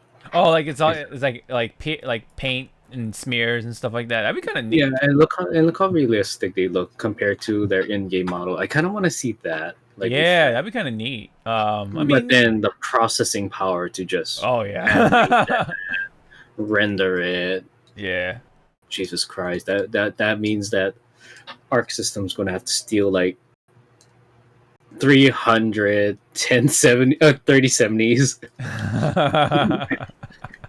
to just render one movement. One movement. Yep. Mm-hmm. And then you got to do it all over again. Yeah. Anything else that's after that? Let's see. Oh, and that small little, like, the Steam version will be available for pre-order, blah, blah. Uh-huh. Early purchase bonus. I don't give two shits. Yeah. Oh yeah, isn't there like a color where because there's a Kai Kisuke color for Soul and like a Soul color thing for Kai Kisuke. It's like very confusing. Like what the fuck? Because they're boyfriends. Yeah. I'm pretty sure that's gonna be banned for tournaments once that's comes back around. Soul's actually the mother father for Kai? Sin. Or Sin. Oh. Okay. Yeah. And then I like that already, like 5 additional playable characters. So it's like, okay, theory. Let's see how many characters are going to make it. Yeah. Or not going to make it. I'm damn sure Biken is gonna be one of them because they know they're gonna buy Biken. So, oof. Yeah, but they're gonna have to like rework her because Oh yeah. watching her gameplay in the Exerd, Revelator was Revelator was kind of like, Mm-hmm.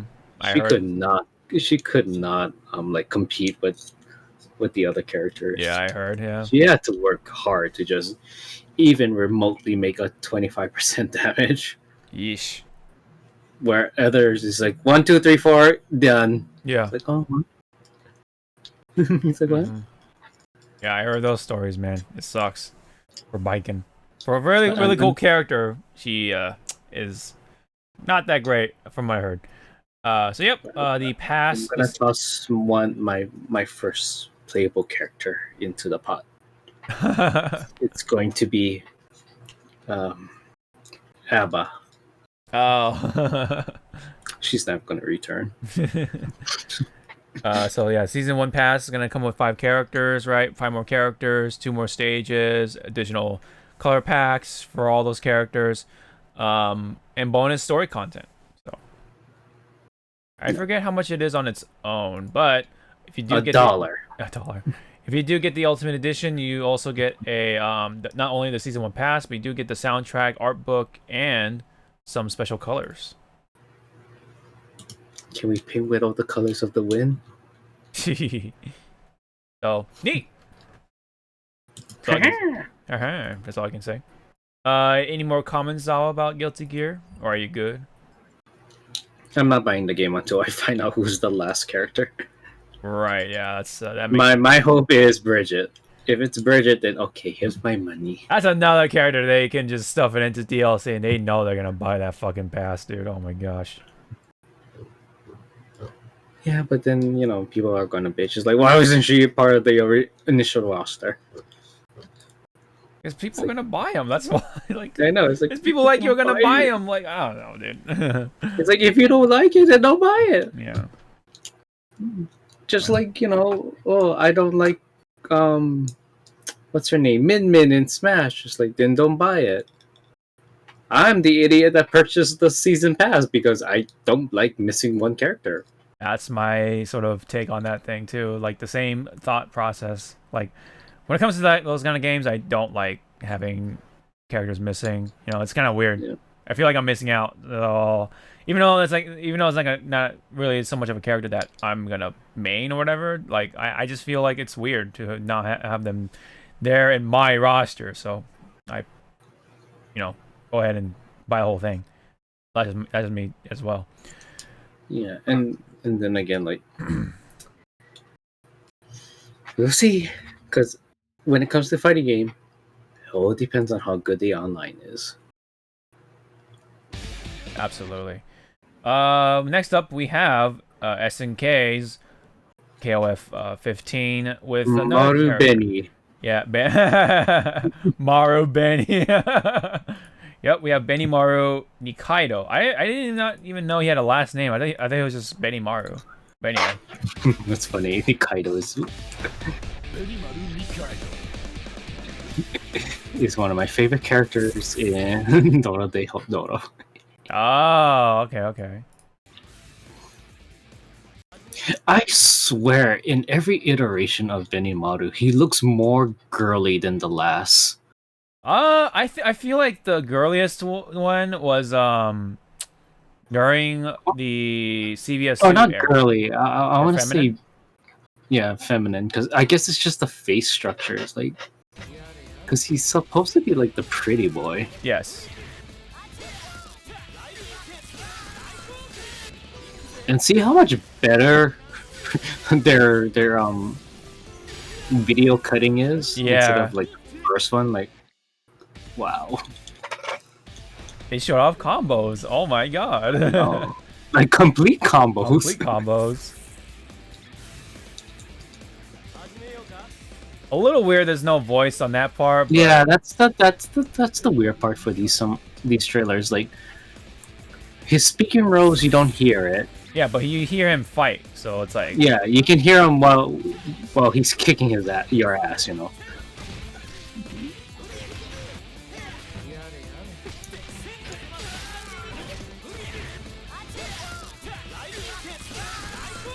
Wow, oh, look at that combo, look at that. Oh, there, look at that.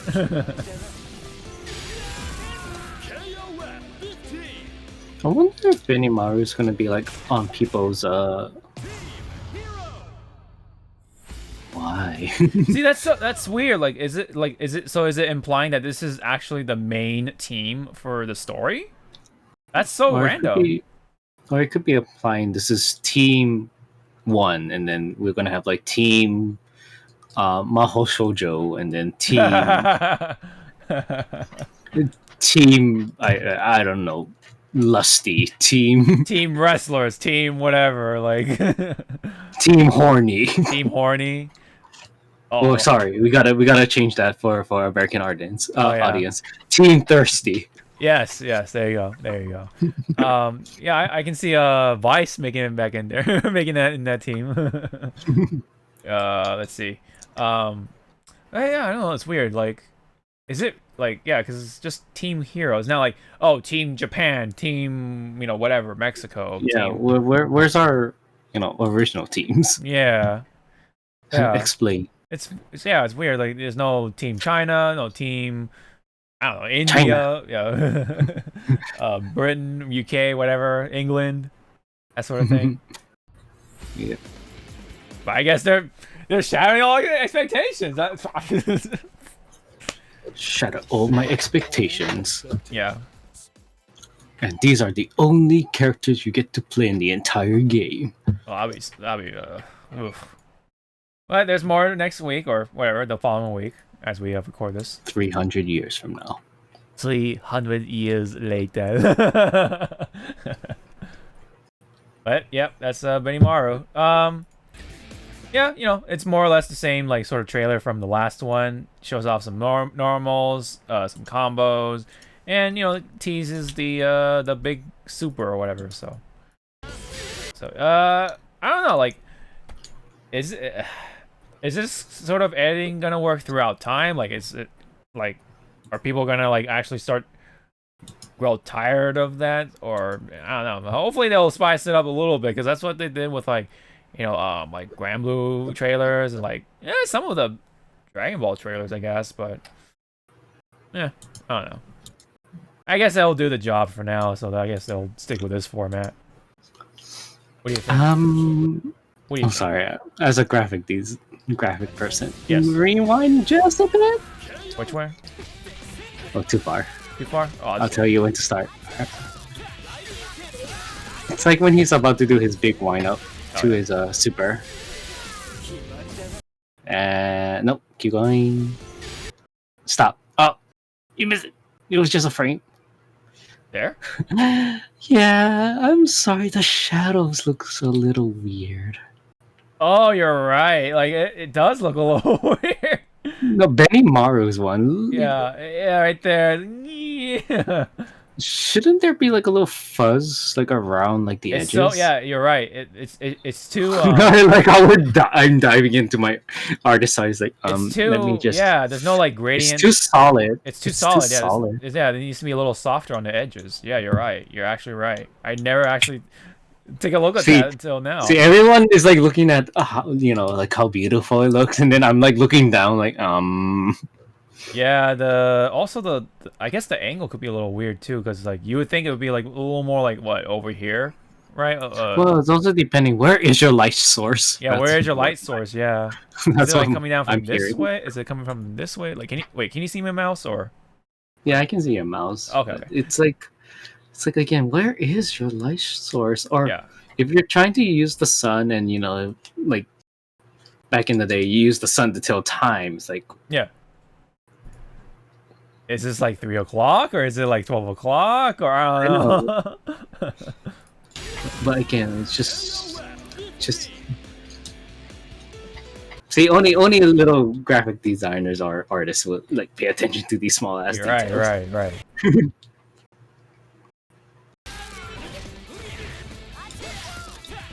See, now I'm like paying attention to the shadows instead right now. And it does Good job, me. Yeah.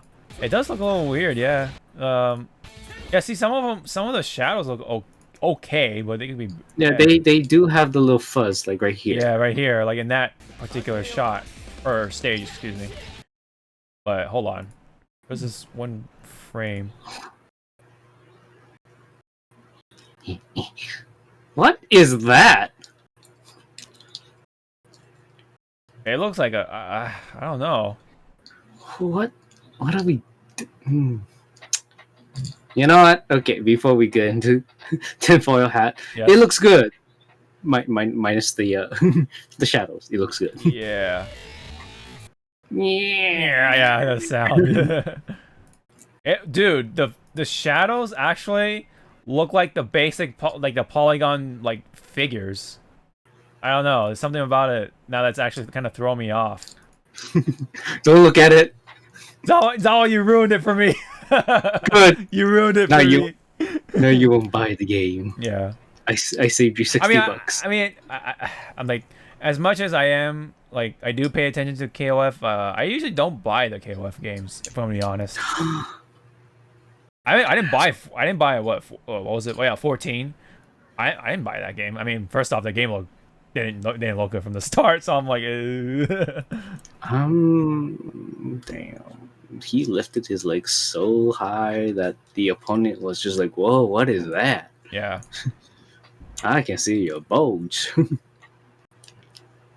Yeah. The hit sparks are nice. Yeah, the visual side of things are nice. I like the blue, like the sort of that blue hit spark. That one looks nice. Okay, I don't get that. Why were you sparking when you slammed into the ground like a firework? I don't know. Yeah. Cause baby, you're firework. I don't know, dude. I kind of see what you're saying. Cause yeah, there's that little like thing right there that comes out. If it was just like the swirly stuff, then that would have been fine, I guess. But hey, you gotta have more sparks. More sparks. I want to see more sparks. And I'm sorry, physics. you don't slowly descend from the air. But whatever. Logic is Oh, did you see that smear? Oh, I think. Let me see. Oh, right there. Yeah. Wow. I wonder if that's like an auto combo. That's why it looks like that. Maybe, yeah. They'll probably incorporate some auto combos since they want to do the whole like the easy access thing for beginners. DP. I bet you that's a DP. I think it is. I think it usually is a DP, but I could be wrong. Yeah. Yeah. I'm not a big KOF guy, so I can't really say much. But yeah, you know, I do recognize, you know, Benny Maru from back in the day, you know, especially with that long ass tall hair, you know. Yeah. Also, wasn't like Benny Maru's like old art? Like his hair was like super huge. It was huge, and it was also like kind of square. It almost kind of looked like Paul's hair from Tekken. Yeah, from Tekken. Because I remember like, I guess back in the early 2000s, my cousin would say like, "I'm gonna play Paul from KOF." And I was like, yeah. And then he shows me Benny Maru. I was like, "That's Benny Maru," and he's like, "Well, the hair is the same." The hair is the same. Yeah. I was like, maybe they go to the same hairstylist. You don't know that. Yeah. But yeah, it's just random. You got what's that character's name? Like Matei something. King from Seven Deadly Sins. Yeah. And then you have Shue, and then generic anime boy from Create a Character. God, yeah, he's the dartboard anime character, pretty much. And then definitely Benny. What's more funny is that Benny Maru looks older than these two. I mean, I think he is older anyway. He's like, isn't he like one of the? Well, he is one of the veteran characters, yeah. But yeah, he is like, I think he's supposed to be pretty kind of old. Yeah, I mean, I don't know. How old are you? I'm 40. Fuck, you're old. Fuck you. Hey man, they got old ass people fighting in KOF anyway, so that's out of the window anyway. Yeah, they can do flips and dips and whoop your ass. Bend their backs backwards. Yep. All right. Anyway, Capcom. That is KOF though. Definitely, we had a lot to say about Benny Maru. You know, he's a classic character. That's definitely one of those things. He's old. He old. All right, next up we have a update for CPT. So Capcom Cup itself is canceled technically, but they are having a season finale of sorts for Capcom. Oh god, that was loud. Holy. I gotta hear. Oh. What happened? I died. If you think you can keep up. So I think how it works this time around is that yes, it's February, but they're gonna only have it in their respective regions. So there's no like cross-region matches. So it's only gonna be Japan, only gonna be for USA, only gonna be for South America, for example. Because obviously the netcode can't handle it, unfortunately. I wonder why, Capcom. Yeah. I hope Goichi wins.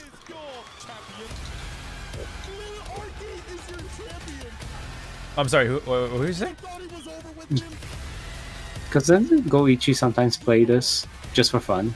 He's not in it though, because yeah. Although I don't know who. Well, yeah, I don't know who's competing then. If it's just only gonna be like this region and this region and this region or something.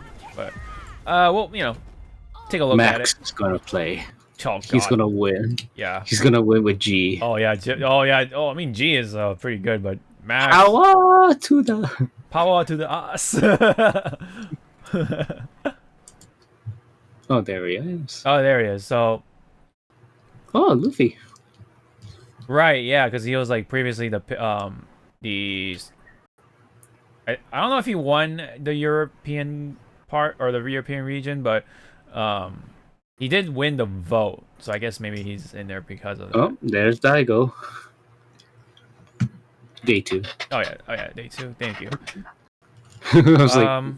I was like down, yeah, right. So it looks like they're only gonna have like the top 2 or something like that. It looks like it. Oh no, I'm sorry.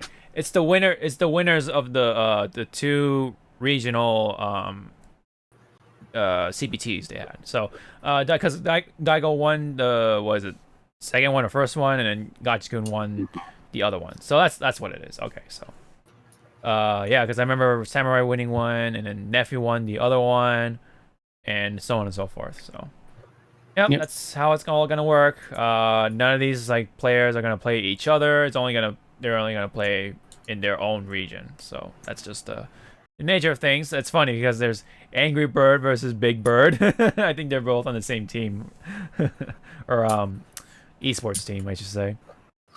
But yeah, I mean, that is the gist of things. Kind of interesting.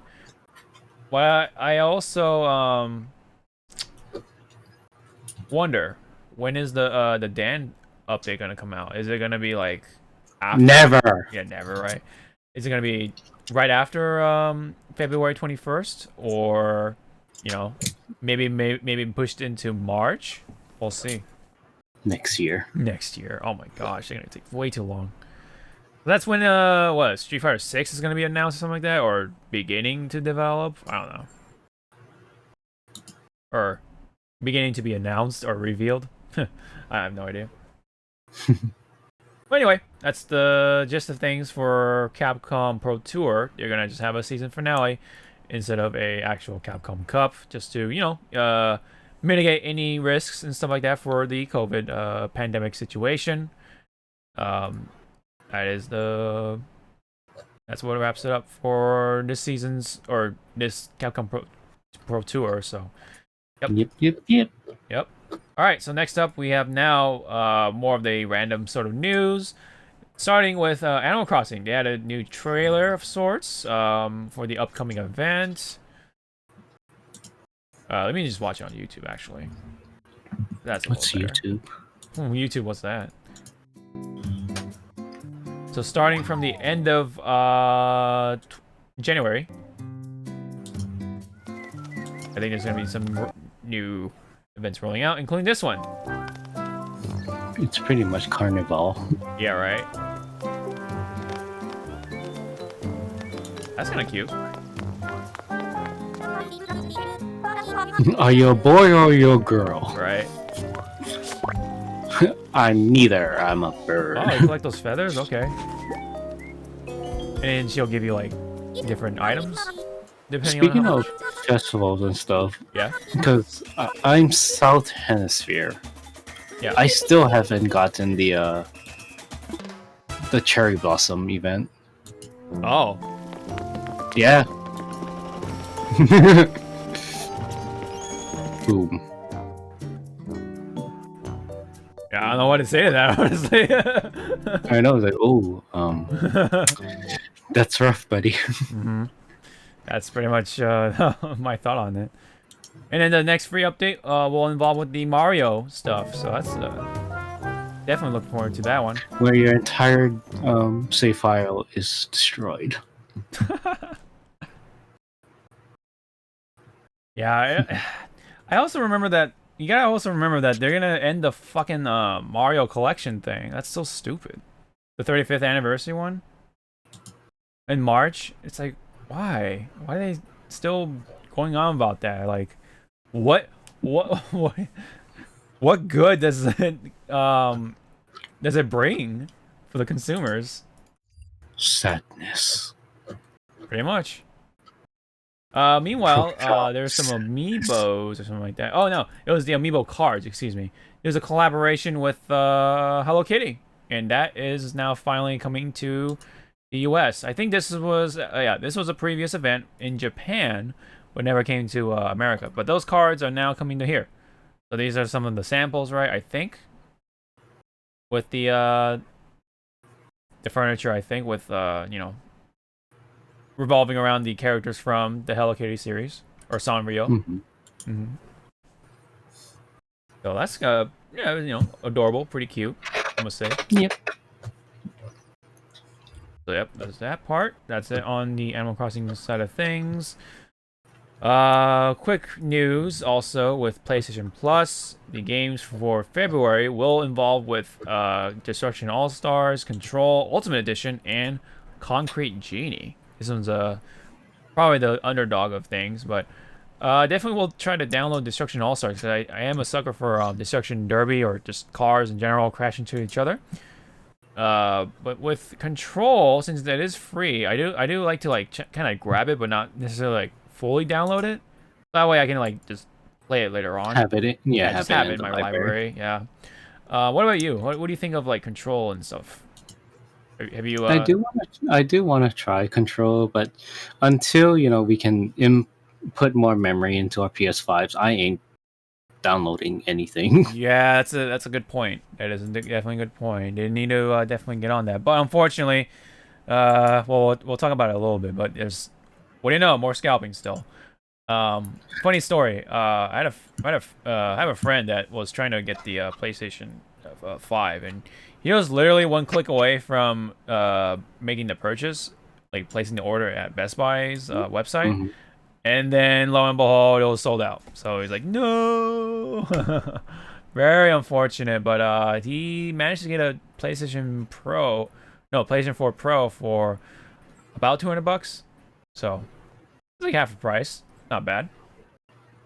After he sold his old PlayStation for like the same price, which I don't know how he did it, but damn. All right, that's a deal.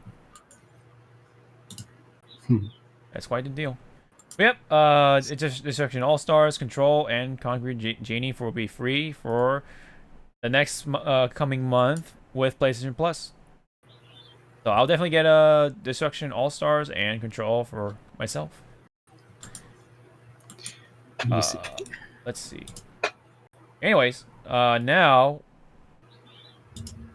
some different news. We got the Platinum Games talking about Astral Chain. They confirmed that Nintendo has full ownership of the IP itself. So it's a quick little bit that I thought was a little interesting to sort of mention at least. So what does that mean? Maybe Astral Chain could make it into Smash. I don't know. Yep. They can definitely make it into Smash. That's possible. But with how popular it is, it's in my opinion pretty underrated. It is fun. Once you definitely get down with the mechanics, you like it's really cool actually. I do want to get back into it at some point. I haven't finished the story of things, but I will say it's a fun game. I would recommend it on the Switch. It runs it pretty decently. It's got some good action to it. It's got that Platinum Games touch to it. And yeah, it's just one of those games, you know, very underrated, under the radar sort of thing. And if you can get the chance, I would definitely recommend it for those, especially for those who like those action games. Definitely cool. Kind of weird at first because you're controlling 2 characters at once, sort of thing. But once you get behind that, pretty fun. Pretty fun. All right. So, any comments on Platinum Games, Zawa, or? Where's my Bayonetta 3? I know you're gonna say that. Every time I hear PG, it's like, where is it? Give me. Give me.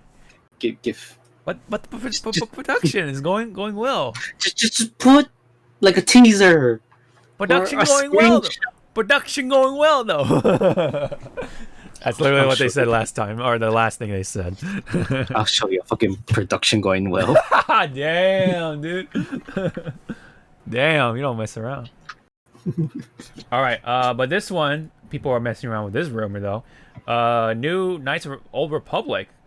Yes. Oh yes, I love cookies. Yes, I love cookies, except them all. But no, Knights of the Old Republic game is reportedly being developed outside of EA. Good. Yeah, and they said it's a new studio working on the revival. It's all rumors though, remember. And yeah, it's all rumors, but EA, you have your streaks, and then you have your streaks. Just stop, please. Yeah. EA. But luckily, it's not EA, so we're good. Yeah. Luckily. Supposedly. Yeah, supposedly. It's just rumors again. It could be EA, but, you know, again, they pretty much are going to lose the exclusivity rights. So that means other studios can now tackle Star Wars for themselves. So that's cool. I'm all for that. And so it's going to be Star Wars, Knights of the Old Republic, whatever subtitle. Mobile games. Featuring Dante from Devil May Cry. Yeah, I mean, hey. Dante, Dante with a lightsaber. With a lightsaber as his sword. Yeah, I know. As Rebellion. Holy shit. Yeah. Or some sort of like new guns or blasters or whatever. That'd be kind of cool. Ebony and Ivory as a blaster. Yeah, pretty much like those versions into Star Wars weapons. That'd be kind of funny. But for now, it's gonna be a brand new studio supposedly, and it's the big word on the street is that it's this new studio that you would not expect. So that's like. Also, we gotta shatter expectations. Yeah, it's me. Maybe this is the year of shattering a lot of expectations. Oh, it's been shattered like long ago. Yeah. Yep. This one shattered a lot of people's expectations. So, this is the more controversial stuff regarding to Xbox Live Gold. So, not too long ago, they hiked up the price, so out of nowhere, and the people were not happy about it. So, Microsoft immediately pulled back. And it was pretty much like double the price, right? Which is ridiculous. It was like what, $120 for a year with the price hike, and then they're like, "Oh, we're gonna pull it back," you know. And supposedly the reasoning is because they wanted people to sort of get off the platform. Why not just discontinue it? Like, what the fuck are you doing? I know. It's like what. Yeah. What? Explain. Yeah, because like they're doing the Game Pass right now. That's like their big thing right now. Yeah. So obviously, Xbox Live, I guess, Gold is pointless at that point. So because a lot of people are gonna be on their PCs, and that's how you get the free online gaming side of things anyway. So there's no real point. So they're really pushing the Game Pass deal. So that's why I don't know. Like, well, this whole thing confuses me. But supposedly they got rid. They're gonna get rid of Live Xbox Live Gold, and I guess they're gonna like transfer that over to Game Pass at that point.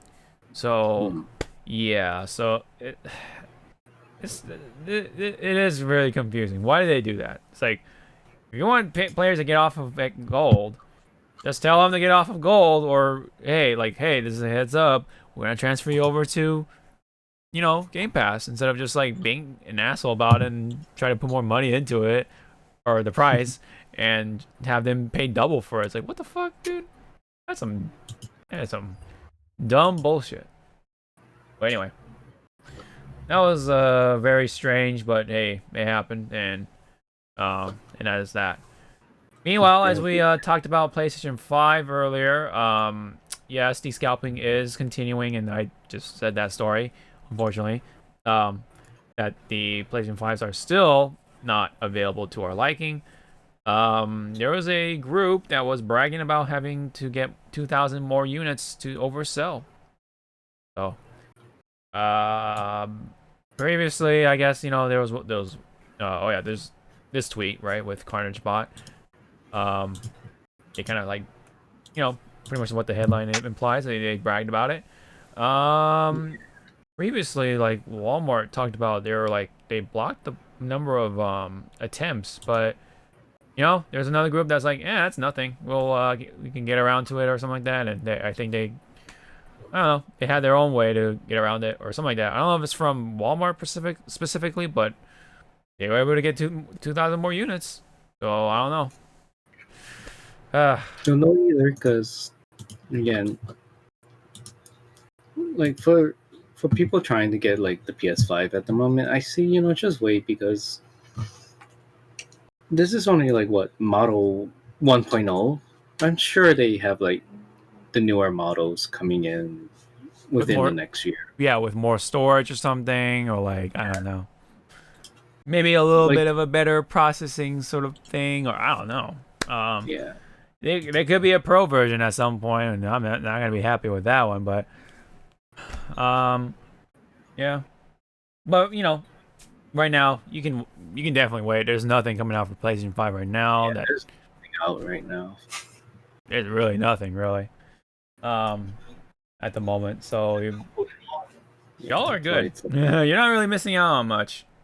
Yeah, that's why, again, like as I told my friends who don't have a PS5, it's like, I'm taking a hit for you, okay? Because we all know that this was gonna happen. I'm taking a hit for you to make Sony, you know, work out all the hidden bugs and other manufacturing problems that the first gen is or will have. So just wait. Yeah. Definitely. And if you want to play some of these PS5 games, which is not a lot, yeah, you're welcome to come over. Just wear a mask. Oh yeah, yeah. And wash your hands, because I always wash my hands before I play on this controller, because it's so damn white. Yeah, it's white. It's rough. It will pick up a lot of that scum on your hands, man. Yeah. Yeah.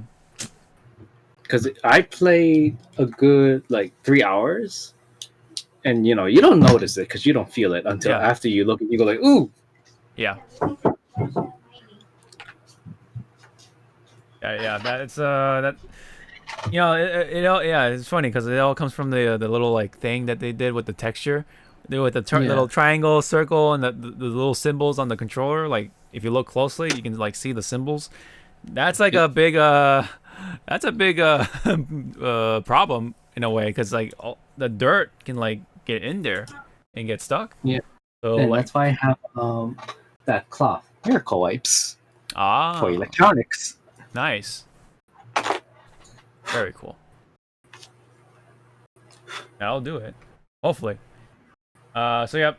Unfortunately, you know, scalping is definitely a thing still, but we'll eventually have enough PlayStation 5s at some point. Yeah, probably when it actually counts. You know, like when I the want games. to say like this December we're gonna see like a lot of bundles. For sure. Yeah. All right. So this one's a little different with Sonic news. Supposedly, the now retired or now former voice actor for Sonic, Roger Craig Smith, is moving on from the Blue Hedgehog after a long-ass 10-year run. He is definitely the longest-running voice actor for Sonic. definitely. I don't know. Yeah, it's weird. Like he just it just seemed like it came out of nowhere. Like I think for the most part he retired, but it could also be the reason that Sega kind of did with the other voice actors, which is just suddenly like just drop them off from the face of the earth. You know what I mean? I don't want you to voice my character. Yeah, exactly. With Andy and Woody. Yeah, I mean, supposedly though, yeah, he just made his own decision to not be Sonic anymore because, yeah, you know, it's been a long time, so it's understandable that he wants to move on to like a different character or whatever. Probably. I mean, it's the same like with Mark Hamill and Joker. Yeah. But Mark Hamill will reprise his role for Joker if the story or he feels like it deserves. Yeah. Well, yeah. We'll probably not likely hear his voice again as Sonic forever. He'll probably like go back to like maybe Ezio Auditore when they do like another Assassin's Creed sort of spin-off or something like that, or featuring Sonic. Oh god. Or oh, what is it? Oh yeah, he also voiced Chris Redfield, so maybe he'll be back. Or is he? Is this a voice? Maybe that's why he quit Sonic so he can go back to being Chris. Yeah, punch boulders and and now shoot people and deliver bibis to tall lady. Yeah, that's right. Oh, that's right. I forgot to mention that he was like holding a baby or something. Of sorts. It's the bibis. Baby. Yep. But anyway, even though Roger Craig Smith wasn't necessarily my favorite Sonic voice, having to run that much, run that for that long, very respectable. Job well done, and it was a different take on Sonic, very different. It was like more of a I don't know if deadpan is a right word for it, but definitely Surfer Dude kind of was in there. I felt like very sarcastic. I can definitely say very sarcastic take on Sonic. He was like very like what's another word for it? But anyway, it's that side of Sonic, and like kind of a wise ass, I guess, sort of Sonic. And I mean, that's why my favorite Sonic will always be JL White. Oh, Julio White, AKA, yeah, aka Urkel. Yeah, Urkel. Yeah. Yeah, that's so funny. That I always think about that. It's like, yeah, Julio White, he voiced Urkel and Sonic. Damn, dude. But and also the I keep forgetting. Oh my god, I'm gonna get called out. From the voice of Shredder was Uncle, the uncle from Uncle Phil, yeah. Yeah, Uncle Phil. James Avery, yeah. Mm-hmm. You could tell like in some of those episodes, his voice kind of went to Shredder's voice when he was yelling, and it's like, oh yeah. Like, there you are. yeah, there it is, yeah. Yeah. Welcome back. Mm-hmm. Yeah, this all came from a tweet that Craig Smith himself tweeted out, with a broken heart of some sorts. And he said, well, 10 years was an amazing run. Onward to the new zones. Much love to the fans who've been so kind. It's been an honor. So, yeah, it seems just, I don't know, maybe it is his own decision, but I don't know. It just seems weird. But yeah, the official Sonic the Hedgehog Twitter said that, they were grateful for his service and for his never-ending enthusiasm, quote unquote, and also helping the community and stuff like that, spreading the joy. Thank you, Roger, for what you've done for Sonic. So that was pretty much their tweet. Yep. Well, yeah, no. Sorry. Sonic, yeah. I wonder, yeah, because with this though, I do think about like who's gonna be the next voice for Sonic, and I thought of one voice actor who I think would fit really well, and that's Josh Keaton, who voices Spider-Man, like in a number of or series, I guess you can say. One of them was, Marvel vs. Capcom 3. So I do want to bring up a clip, just kind of sample. Loser. Yeah. Yeah, he does kind of sound like Sonic. I feel like he can really pass off as Sonic. Oh yeah, right here. Oh god. Yeah. I can see Sonic doing that. Yeah. When he falls down. Anyway. Oh, I think Just he not your did. day, pal. The hits keep on coming. Here I comes don't want Spidey. Pardon moi. Please don't. Now's my chance. It's all or nothing. Stop Give me a it. hand. Whoopsie. Yeah. Oops. Web ball. Spider sting. Web swing. Web throw. Nah, it should be the voice of Wesker as Sonic. Wesker. Michael, what was it? Michael Douglas or whatever his name is. Yeah. I'm going to kick No, your ass. sorry, DC Douglas. Excuse me. I'm like mixing different people and stuff. Ready. Maximum spider. Yeah, I love that line. The maximum spider. Oh man, that's yeah. Having fun? Crawler. Maximum spider. I love that line. Assault. Oh wow. Oh damn, assault. Jesus, Spider-Man. Assault. It's like, Assault. Assault. Assault. But, Can I help you? So yeah, that's like my personal choice for Sonic. I mean, what do you think? Are you familiar with Keaton at all, or? A bit, yes. A bit, yeah. I guess Yuri Lothwell is also a good choice. Oh yeah, that's you can't go wrong with him. Yeah, I feel like he can definitely pull off a pretty good Sonic. Yeah.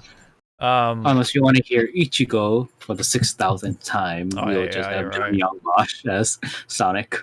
Yeah, you're right. Who else would be? Oh yeah, I mean, there's also talk about Ben Schwartz, who he's the movie Sonic voice actor from the 2020 movie. Funny enough, that I think that's which face is he gonna have though? The fixed face or the human teeth? Oh jeez. Oh man, that's a terrible reminder, man. The nightmare begins again. Yeah. But luckily that's been passed. But anyway, I can definitely see him being the next Sonic for the video games in particular, and it makes sense. He's the movie Sonic, and so maybe they'll like extend his contract throughout to like video games as well. So that'll be something.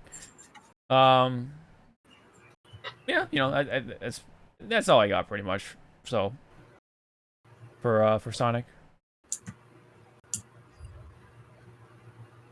And so we're gonna move on to the movie side of things. So this one's video game related first. Kevin Hart for the Borderlands movie, which is very strange to me. He's gonna be playing as Roland, the main character from what's up? No, I'm like yeah, like you don't know what to like thumbs down or what?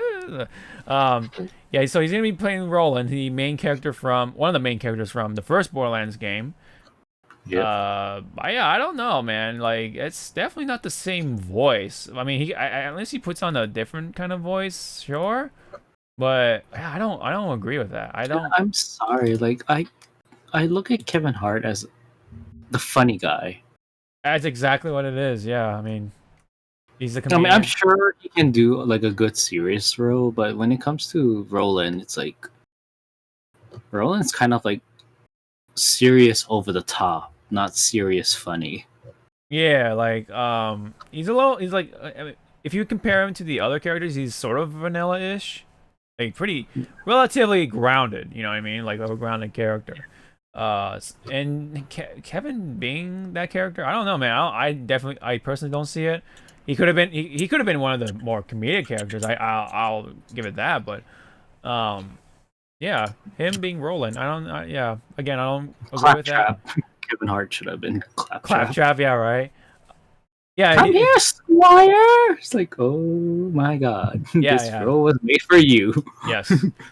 I could have definitely would have liked to see like what's his name, like Idris something, I forget his name, Idris Elba, like yeah, from Pacific Rim and a number of movies, like yeah, he would have been a great Roland.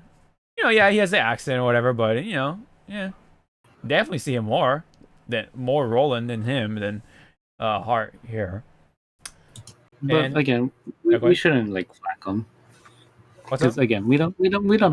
We don't know. Yeah, exactly. Yeah, that's true. We haven't seen the trailer yet, so you know, let's see if he can pull it off or not. If he has the chops. If he has the chops, yeah, exactly. Meanwhile, there's another announcement for the role. So Cate Blanchett is going to be playing Lilith, also another main character from the first Borderlands movie or game, excuse me. So, she played an elf. Yes. and the goddess of death. Mm-hmm. Yes, you're right. And now an overpowered character. It's appropriate. It's appropriate. Yeah. I suppose. Yeah. You know, I Lilith does have definitely some of the like a little bit of those qualities, like the. Yeah, maybe like a little bit of an elf sort of thing, and yes, very powerful. So yeah, Cate Blanchett. Yeah, you know, I think that's a fitting choice. Then with Kevin Hart and Roland for right now. But yeah, again, you know, we should see a trailer and then let out our judgment from there. But for right now, I don't know how I feel about Kevin Hart being Roland. Kevin Hart should have been Tiny Tina. Yeah. Anyway. I saw you and like, this motherfucker. Yeah. I will cut you with the sisters in the hood.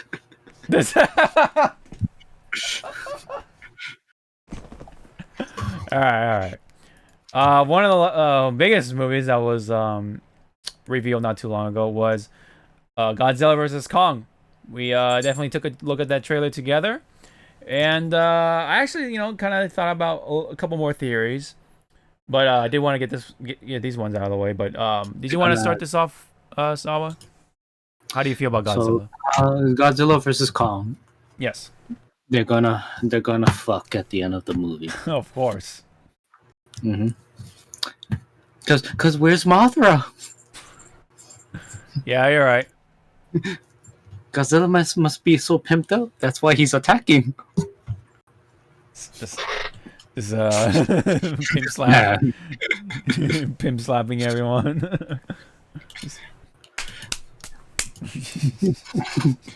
Where is she? Where is she? Why'd you say Mothra? Where are the other eggs going? What?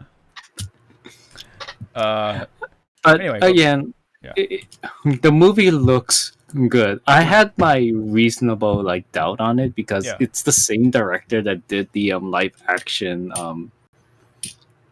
Death Note movie for Netflix.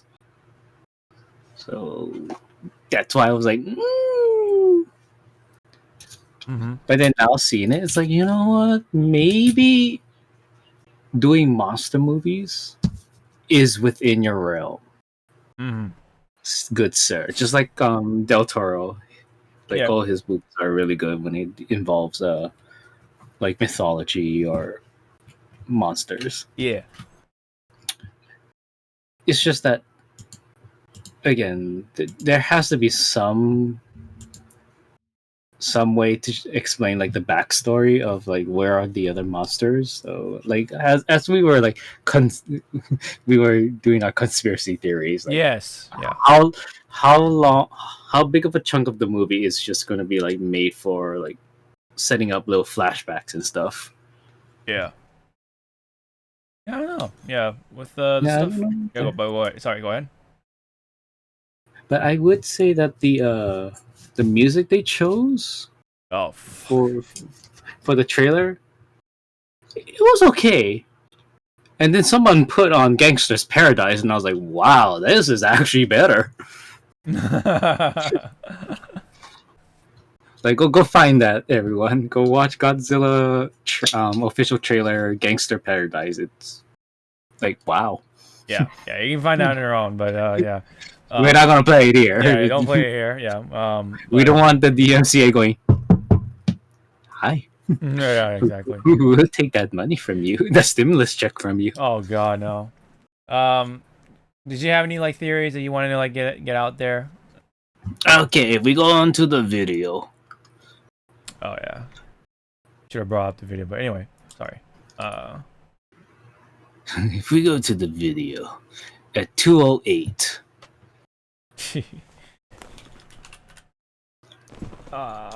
Versus Kong, alright. And watch it's like a porno. Yeah, right. Turn on the sound, of course, but anyway. Who's that? Yeah. Yeah. That's definitely one of the big sort of not red flags, but like a flag. Like, wait a minute, you know what I mean? He's right there. Yeah. He's right there. Look, I have the doll. He's right there. Yeah, Mechagodzilla. So yeah, there's a lot of speculation that Mechagodzilla will make it into this final part of the trilogy. What if, yeah, you know, like it makes me think about what if this Godzilla is not Godzilla? You know, what if this was Mechagodzilla with the cover your ears. He's speaking lies. What if this isn't the real Godzilla? What if this is just like the Mechagodzilla with the skin? Yeah, it's Zodgilla. Zodgilla. Yeah. And that's why, you know. Yep. And that is why he's attacking Kong, because it's not really actually Godzilla. And meanwhile, Godzilla is like, I don't know, somewhere else, just being depressed about not having Mothra or something. I don't know. He's rubbing one out before the big fight. Pretty much. And then he pushes him down. Was that an Andy move from KOF that Kong just did? Looks like did he just did Andy's elbow shoulder charge? Yeah. Yeah, looks like it. Meow. And then explosion.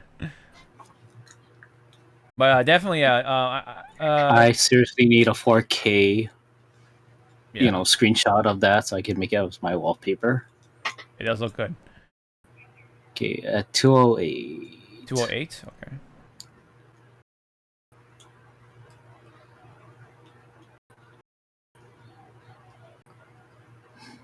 Coming up. Right there. See? Yeah. That outline is so, like, that can't really be, like, Godzilla's dead body, you know? No, that's like a, it looks like he's, like, on top of the ruins or something. Because there's, like, other stuff going on, too. And I think this is when he's, like, getting the weapon or something. Or something's, yeah. Meow. Yeah, because, like, he's like, it's, like, in that the same whole scene with him, like, on the island, you know, and then there's a handprint. See, so there was a blood price to open that door. Yes. That's why he was looking so concerned. Like, I got to cut myself, Mom. Yeah. Your blood is too precious, Harry. And then yeah, there's the axe with the giant bone, and looks like Godzilla's dorsal fin. Yep. He's a monster hunter. Yeah, and it's glowing red, which is kind of weird, but all right, we'll just go with that. Yeah. It could. See, I mean, he's. oh, go ahead. That's Mjolnir. Bjornir, yeah, Bjornir, yeah. Or Stormbreaker. Stormbreaker. Yeah, Stormbreaker. Yeah, man, yeah. It's now. See, here's the thing, people. Are you gonna watch it in theaters, or for the ones that has HBO Max, who has their entertainment set up? yeah. And again, I hope she doesn't scream a lot in this movie. Oh, that one actress, yeah. Yeah. It's like, is her name like Ellie Bobby Brown or something like that, or something? Yeah. Yeah. Something like that. Something along those lines. Yeah, and then there's the big boom. Yeah. Imagine that's how it ends, like that. Yeah, right. Just all right. And then title card, or end title card. Oh like, my god, I'd be so pissed. I'd be so pissed. It's like I spent $76 for 6 months on HBO Max for this. Yep. But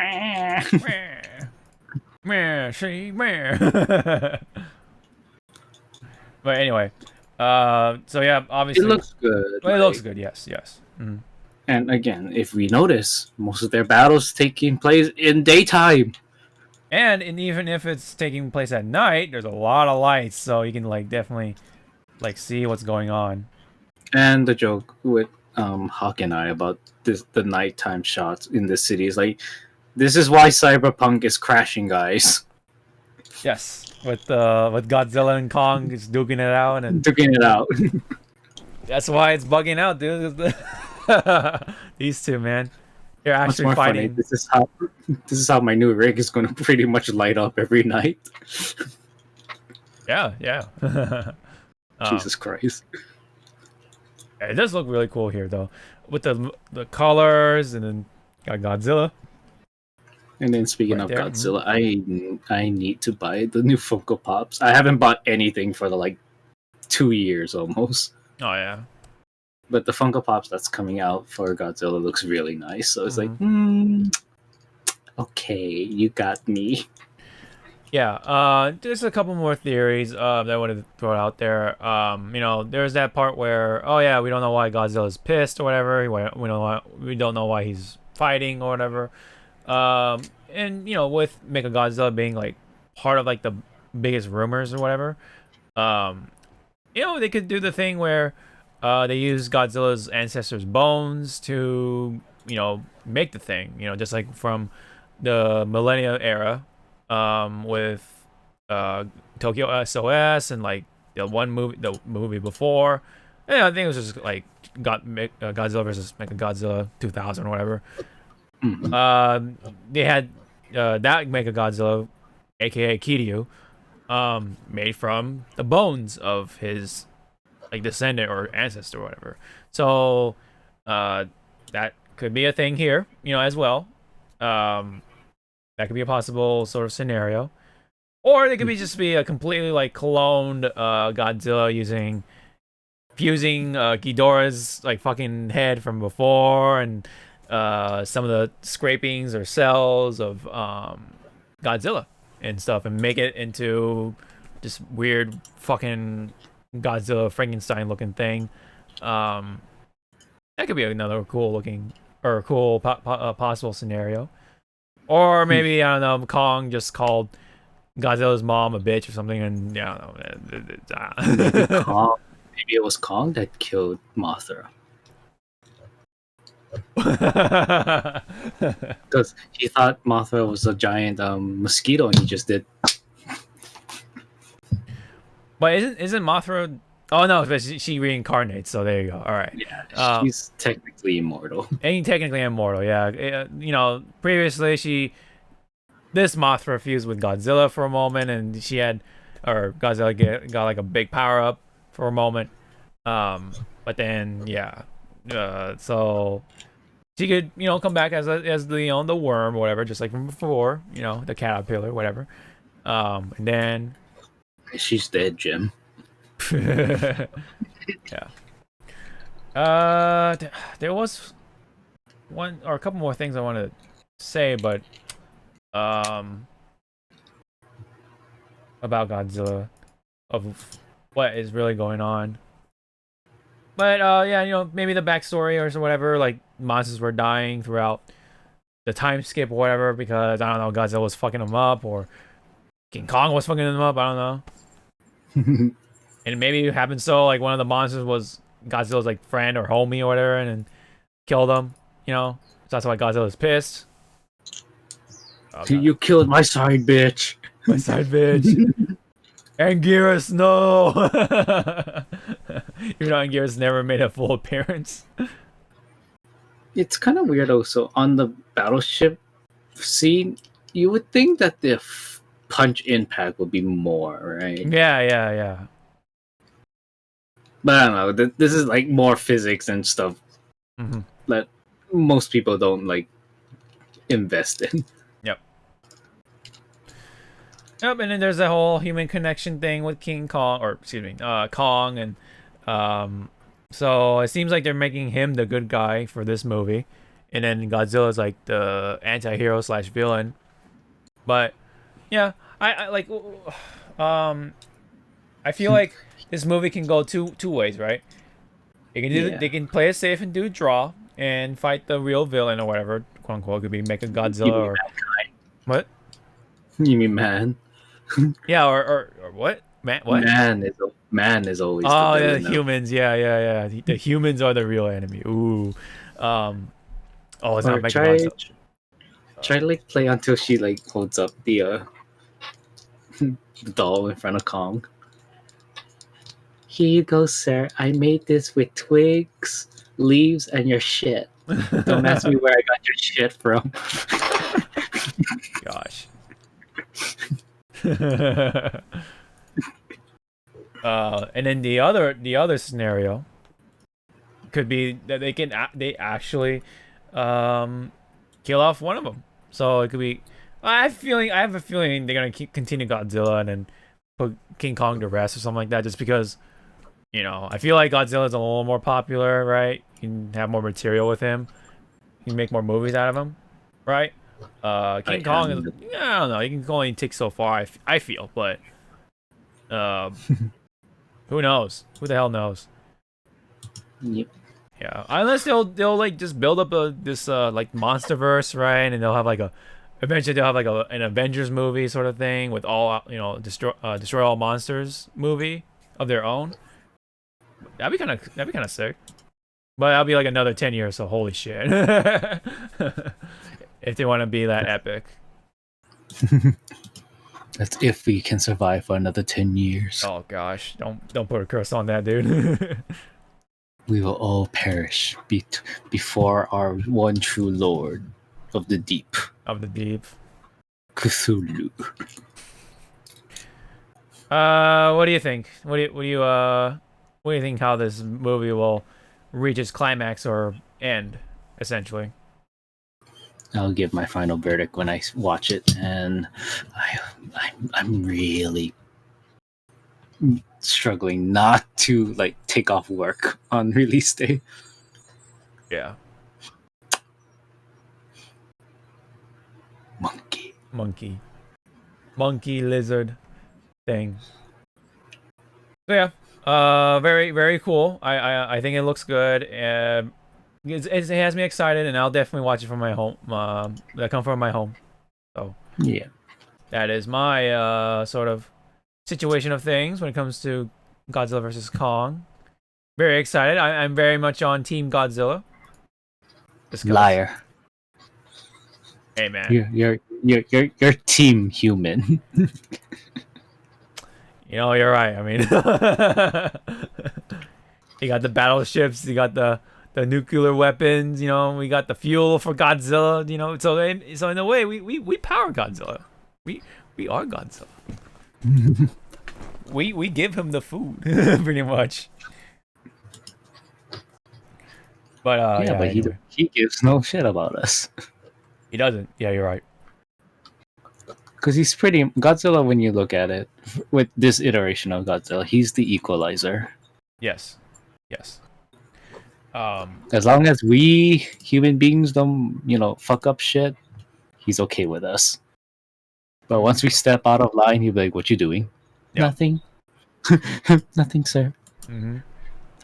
Put that down. But dude, if they actually kill Godzilla, though, I don't know how I feel about it, dude. Oh man. If they do, I'll be like, okay. I mean, then that could make room for, you know, maybe there's a Godzilla Junior running around. I was about to say, yeah, like they could be like a son of Godzilla, and then there'll be another revenge movie, and then there'll be another Godzilla vs Kong 2 or whatever, and then they'll be. Didn't I just kill you? Yeah. You killed my father. Prepare to die. Prepare to die. You have killed my father. Now prepare to die. And he's holding a rapier. Yeah. He's like, I don't know. Like, he's like, what are you doing? No, his tail is the rapier. And he's just like, yeah, he's holding his tail like it's a rapier. Just like Kong had his axe or whatever that thing is. Yeah. Oh man, look at the detail in his mouth, though. All right. Enough mesmerizing on monster movies. Let's go on to another monster movie. No, no, I'm kidding.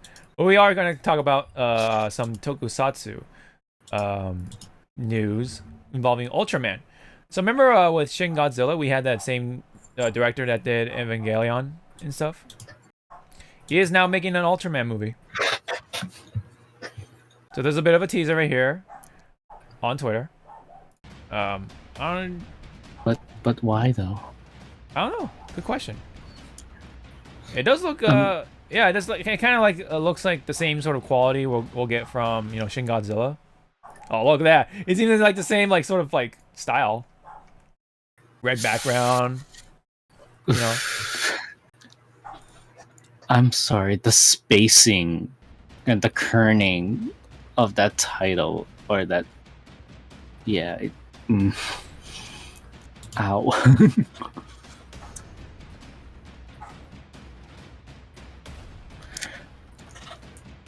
But you're pretty big on Ultraman stuff, so I used to be. or you used to Now be. it's just Super Sentai, Kamen Rider. Yeah. Super But- Sentai. What are your sort of initial thoughts on this? Like, is it a brand new? Like, is it like a reboot I don't know. of the Ultraman franchise? I think it's just I don't know. I think it's just a standalone movie. Because it's kind of like what Shin Godzilla was. It's like they didn't really like. Unless it's the like an anniversary movie, then I can understand. Yeah, I think it might be that. Essentially, Like, I think it said like what 45 years. I think so. Yeah, At the end? it's fucking old, dude. Or somewhere like it said it was like 45 years. Or am I thinking somewhere else? Yeah, I'm thinking somewhere else. But all these camera shots are like, holy crap! These are like very reminiscing of how the show would be. Yeah, especially Evangelion. Anno is on the director wheel, Hideaki Anno, and yeah, it definitely has those same sort of camera shots from before. But now with Ultraman and some random monsters, I'm not too familiar with the monsters from the Ultraman series. Just make a grid, man. It would be much easier. Gridman, yeah. Or for the English viewers, it was called Superhumans. The Superhumans Samurai Cyber Squad. Jesus Christ! It's called Where like Tim Gridman. Curry voiced the bad guy. Oh shit! And I showed you a clip of it, I think. I think maybe. And it was under Saban back in the 90s. Oh yeah. Which I think I have. Hold on. Excuse me, kitty. I gotta reach into this relic. But continue. Oh, but there's actually a slightly different trailer on YouTube. Got more or less the same scenes, but different shots. Holy shit! It's still here. You remember these things, kids? You want to feel fucking old? Wow! Look at you. See, those are the Samurai Cyber Squad, and there he is, Gridman. Yep. Wasn't there an episode of like it was like either Gridman or Ultraman, that they like reused Godzilla's costume and then they just call him Jira, and then like they just put a like a flower thing on his head, and as soon as he fought him, he ripped the thing, and it's like, well, it's Godzilla, but it's not Godzilla. So it's Godzilla versus Ultraman episode. But I think he died, so I don't know. I wonder if the film is still good. And look, I gotta rewind it. Oh man, look at you with the old ass VHS tape. Too bad I don't have a VHS player. Yeah. Excuse me, it's a VCR. No, it's a VHS player. They don't know what the hell is a VHS. At least Ultraman looks like Ultraman. He doesn't look like this weird fucking creepy version of what you would see in the Evangelion. Although Godzilla did get that treatment. Yeah. At least here, yeah, Ultraman looks like Ultraman. It's the classic Ultraman. And yeah, it's just called Ultraman. There's nothing else to it. Simple. And yeah, you say you love the spacing and stuff on this title, right? Fuck no. It's like kissing the top. Like right there under the U, it's like if you just bring it down just a smudge, I think it'll be better. Yeah. It's like, please, come on. Please. And this is supposedly coming out in 2021, so I kind of want to watch this. I am curious. I did like So never. Yeah, Got so it. never, yeah. I did like Anno's take on Godzilla, so I want to see Anno's take on Ultraman, because I remember watching Ultraman when I was like little, like a kid, you know. I had to watch it on the international channel, like here and there, when they just randomly aired episodes of Ultraman. Not to mention like the VHS tapes that I rented from like those small Japanese stores.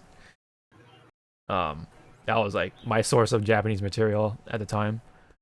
So we'll see about that. We'll definitely see. All right. Last bit of news right here. Another movie related news to wrap things up. Finally, sorry about that. We were talking about movies because we love them.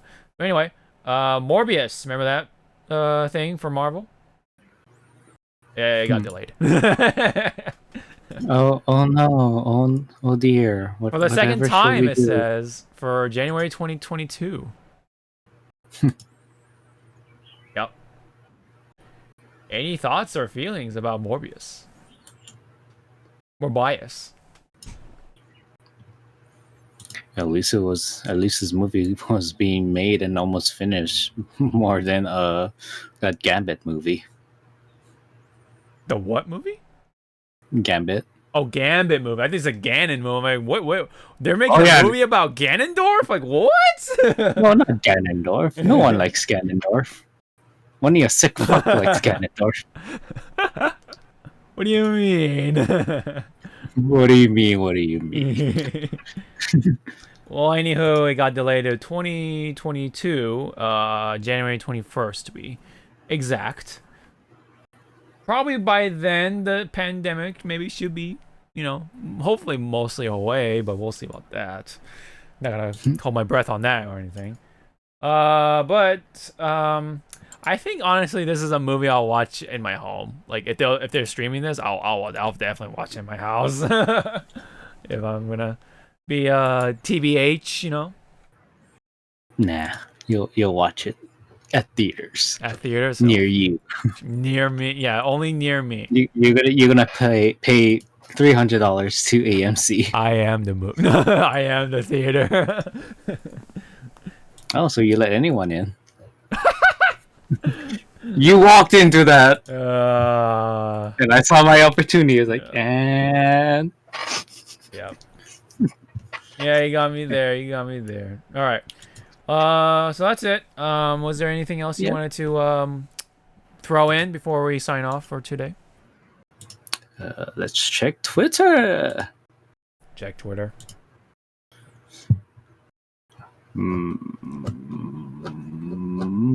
Still thinking about like the stuff that Godzilla could possibly bring for, you know, Godzilla versus Kong. People said like Biollante would have been a good choice, which okay, you know, man-made stuff. Biollante, yeah. Could have been a good choice because, you know, it's like man-made, made with Godzilla cells. Although in the 90s version, they want that guy wanted to just bring back his daughter, right? So for some reason, use Godzilla cells. Oh yeah, because it was like because it had like regenerative properties or something like that. So yeah, give me back my daughter. Give me back my girl. Yeah. Give me back my son. Give me back my son. What if Godzilla has a son in versus Kong? That'd be kind of weird. And what if that son is actually Mothra, but in Godzilla form? I don't know, man. I don't know what to think of it. Oh, hold on. Hold on.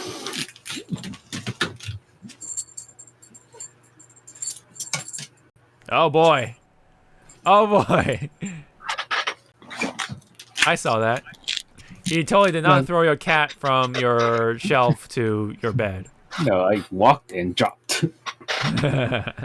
Let's see if you can see the silhouette. Yes. The oldest one is there. Yeah. And then this one, come here. Come here, you. Come here. He likes to bother her. Ah. Do you have anything to say?